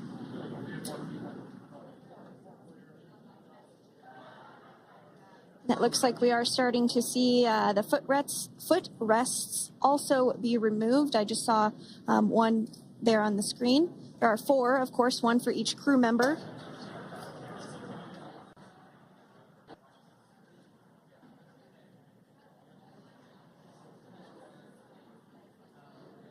Those footrests are made out of carbon fiber and are actually sized appropriately for each crew member, as everybody has different measurements and different leg lengths.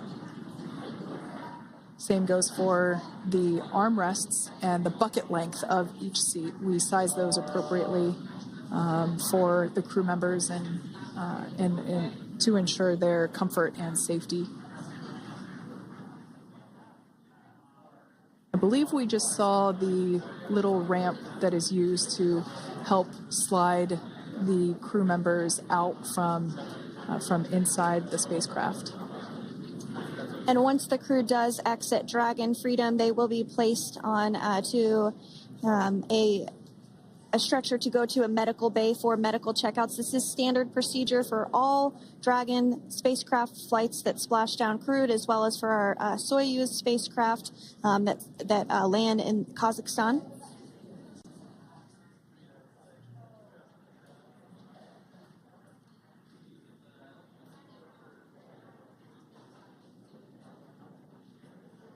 We could see the exterior of Dragon Freedom quite clearly in this shot, and it's such a beautiful sight.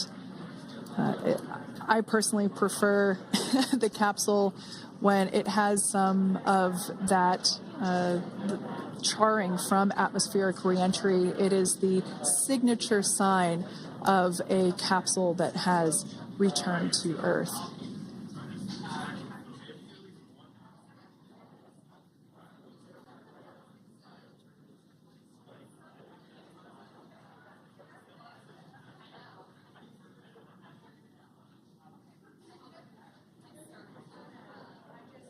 Continuing to stand by for our first crew member to egress or exit for Dragon Freedom following their splashdown at 2:57 p.m. Pacific time. Dragon undocked from the International Space Station at 10:05 p.m. Pacific just yesterday, so it was about 17 hours of phasing.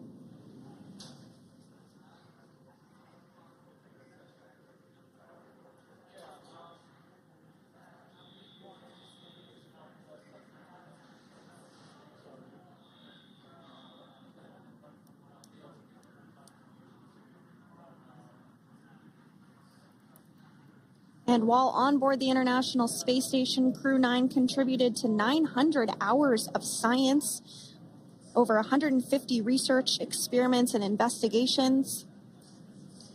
making great use of the microgravity lab of the International Space Station, which celebrates 25 years of continuous human presence this November.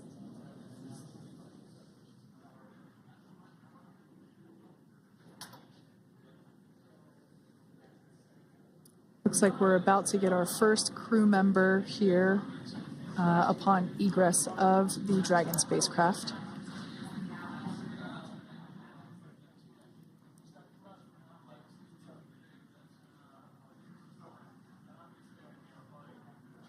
So we are standing by for that egress. Outside of Dragon, you do see one of those stretchers. This is the expected procedure as the crew will be taken to medical facilities following their exit from Dragon.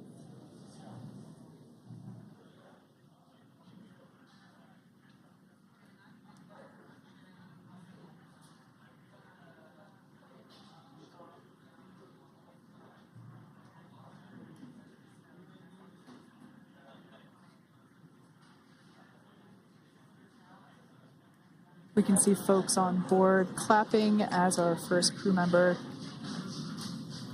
And that is NASA astronaut Nick Hague, commander of Crew-9, now out of Crew Dragon Freedom. Some smiles, thumbs up, and a wave. Can't get any better than that. Yeah, that is one happy camper, that's for sure. As we said before, it is standard procedure for all of our long-duration crew members to receive assistance upon egressing from the spacecraft. We basically help them move off of the recovery deck and into the private medical quarters for their initial consultation with the SpaceX flight surgeon. So we'll see that take place for all 4 of our crew members today.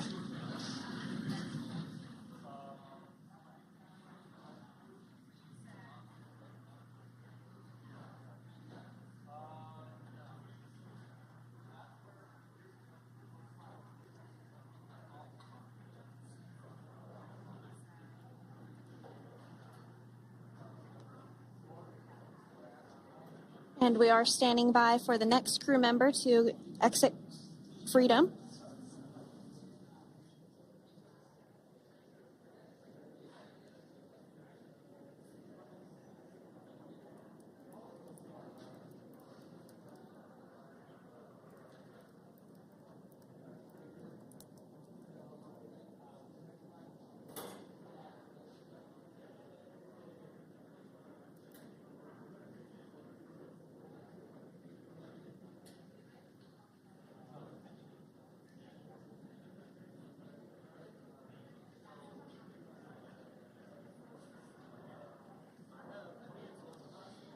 Next up, out of the capsule, we expect Roscosmos cosmonaut Alexander Gorbanov. His first space flight. Spent 171 days in space alongside NASA astronaut Nick Hague.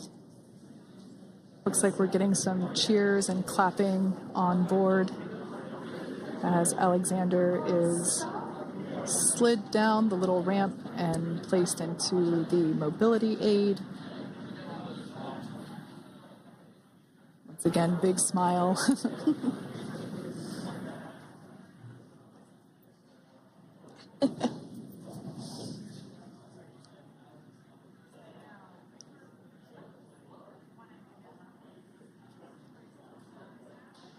Now, the 2 crew members remaining in Dragon are NASA astronauts Suni Williams and Butch Wilmore.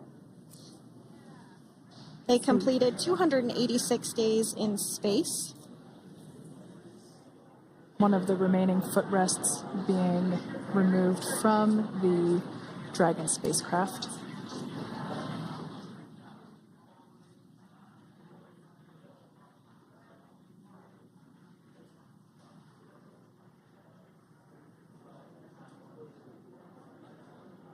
As I said before, we generally try to have the crew members that are located in the 2 center seats aboard Dragon, and we like to have them egress first if possible, as it creates a little bit more movable working room inside the spacecraft.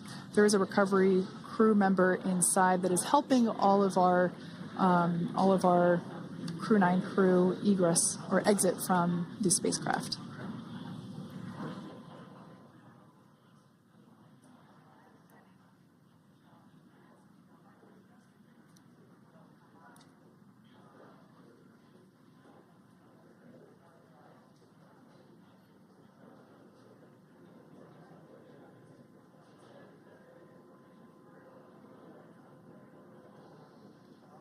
We are standing by for the next crew member to egress or exit Crew Dragon Freedom following the splashdown not even an hour ago at 2:57 p.m. Pacific time.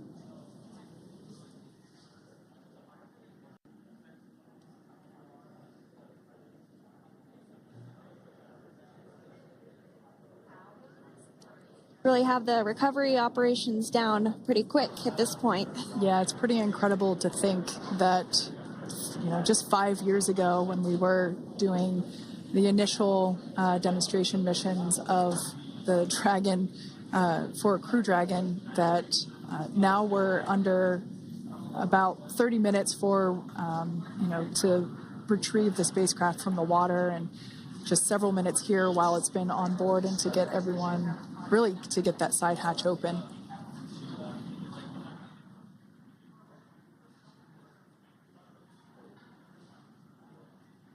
For those of you that have just recently joined, the Dragon had an on-time splashdown. Oh, it looks like we're getting our next crew member here. That is none other than Suni Williams. Big smile, big waves. She, like her other crew members, now will be assisted onto the mobility aid.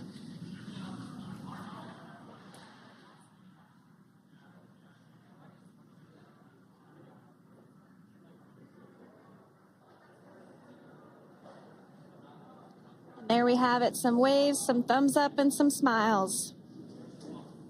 Definitely seems to be a theme among all recovery operations. Absolutely. And of course, that leaves NASA astronaut Butch Williams inside Dragon in seat 4.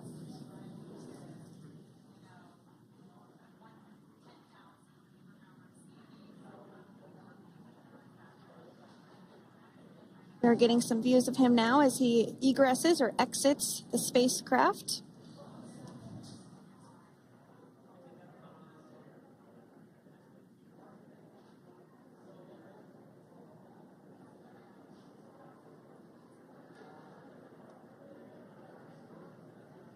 Once again, some elation and cheers there from Butch Williams.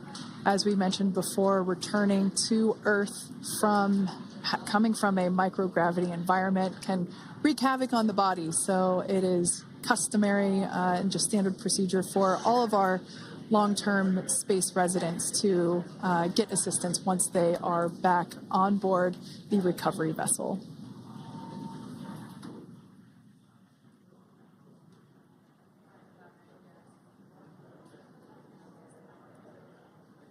Well, now that Nick, Butch, Suni, and Alexander are safely back home on Earth and getting checked out by the NASA medical team, we're going to wrap up our live coverage of their return. The Crew-9 mission began a little differently than usual since Butch Wilmore and Suni Williams were already aboard the space station when Nick Hague and Alexander Gorbunoff arrived on the Crew-9 spacecraft in September. Having arrived as the crew flight test crew for Starliner, Wilmore and Williams were fully incorporated into the space station's Expedition 72 team and began research and other work aboard the station along with the other crew members. Williams commanded the orbiting laboratory for much of the expedition. After a successful liftoff and separation from Falcon 9, Nick and Alexander made a short flight on board Dragon to the International Space Station. Veterans of long-duration space station missions, both Williams and Wilmore conducted spacewalks during their 9 months in space. Like all crews on the station, Crew-9 had the ability to leave at any point had there been an emergency. With their full-duration mission coming to an end, the crew began packing up their personal items for their return to Earth about a week ago and worked through tasks and shared lessons learned with Crew-10 teams as they arrived a few days ago. Their journey home began about 17 hours ago when they closed the forward hatch to Dragon and undocked from the space station at 10:05 p.m. Pacific, 1:05 a.m. Eastern. After 4 successful departure burns and a phasing burn to line up their orbit, Nick, Butch, Suni, and Alexander rested for a few hours before waking up to prepare for re-entry this morning. We jettisoned Dragon's trunk and performed our final on-orbit maneuver, the approximately 7.5-minute-long deorbit burn, and that occurred at 2:11 p.m. Pacific, 5:11 p.m. Eastern Time. And that sent Dragon on its path home. The spacecraft re-entered the Earth's atmosphere and slowed its descent with successful deployments of 2 drogue parachutes and 4 main parachutes, with the final splashdown occurring off the coast of Tallahassee, Florida at 2:57 p.m. Pacific, 5:57 p.m. Eastern. Following that successful splashdown, we saw SpaceX recovery experts move in and prepare Dragon Freedom for its lift onto the recovery vessel. And just a little less than an hour following splashdown, we saw Nick, Suni, Butch, and Alexander make their way out of Dragon and into the recovery ship's medical facilities, safe and sound. Next up, they'll catch a helicopter flight back to shore, where they'll transfer to aircraft that will take them home. The astronauts will take a NASA plane for the short flight back to Houston, where they'll be reunited with family and friends to bring an end to this mission. It's been an honor and a privilege to share their journey with all of you as we continue this new era in human spaceflight. Return today marks the end of the direct handover we executed after successfully launching the Crew-9 mission to the space station just last week on Friday, March 14th. Thank you, as always, for joining us for tonight's coverage of the splashdown of Crew-9. Remember to follow SpaceX on X and NASA online and on social media for updates for the very latest on crew and cargo flights to and from the International Space Station. And we'll continue to share the progress of Nick, Suni, Butch, and Alexander on social media as they travel back home. We do also have a post-splashdown media briefing coming up at approximately 4:30 p.m. Pacific, 7:30 p.m. Eastern, where leadership will share a final update as we conclude this successful mission. So, from all of us at NASA and SpaceX, welcome home, Crew-9. So long.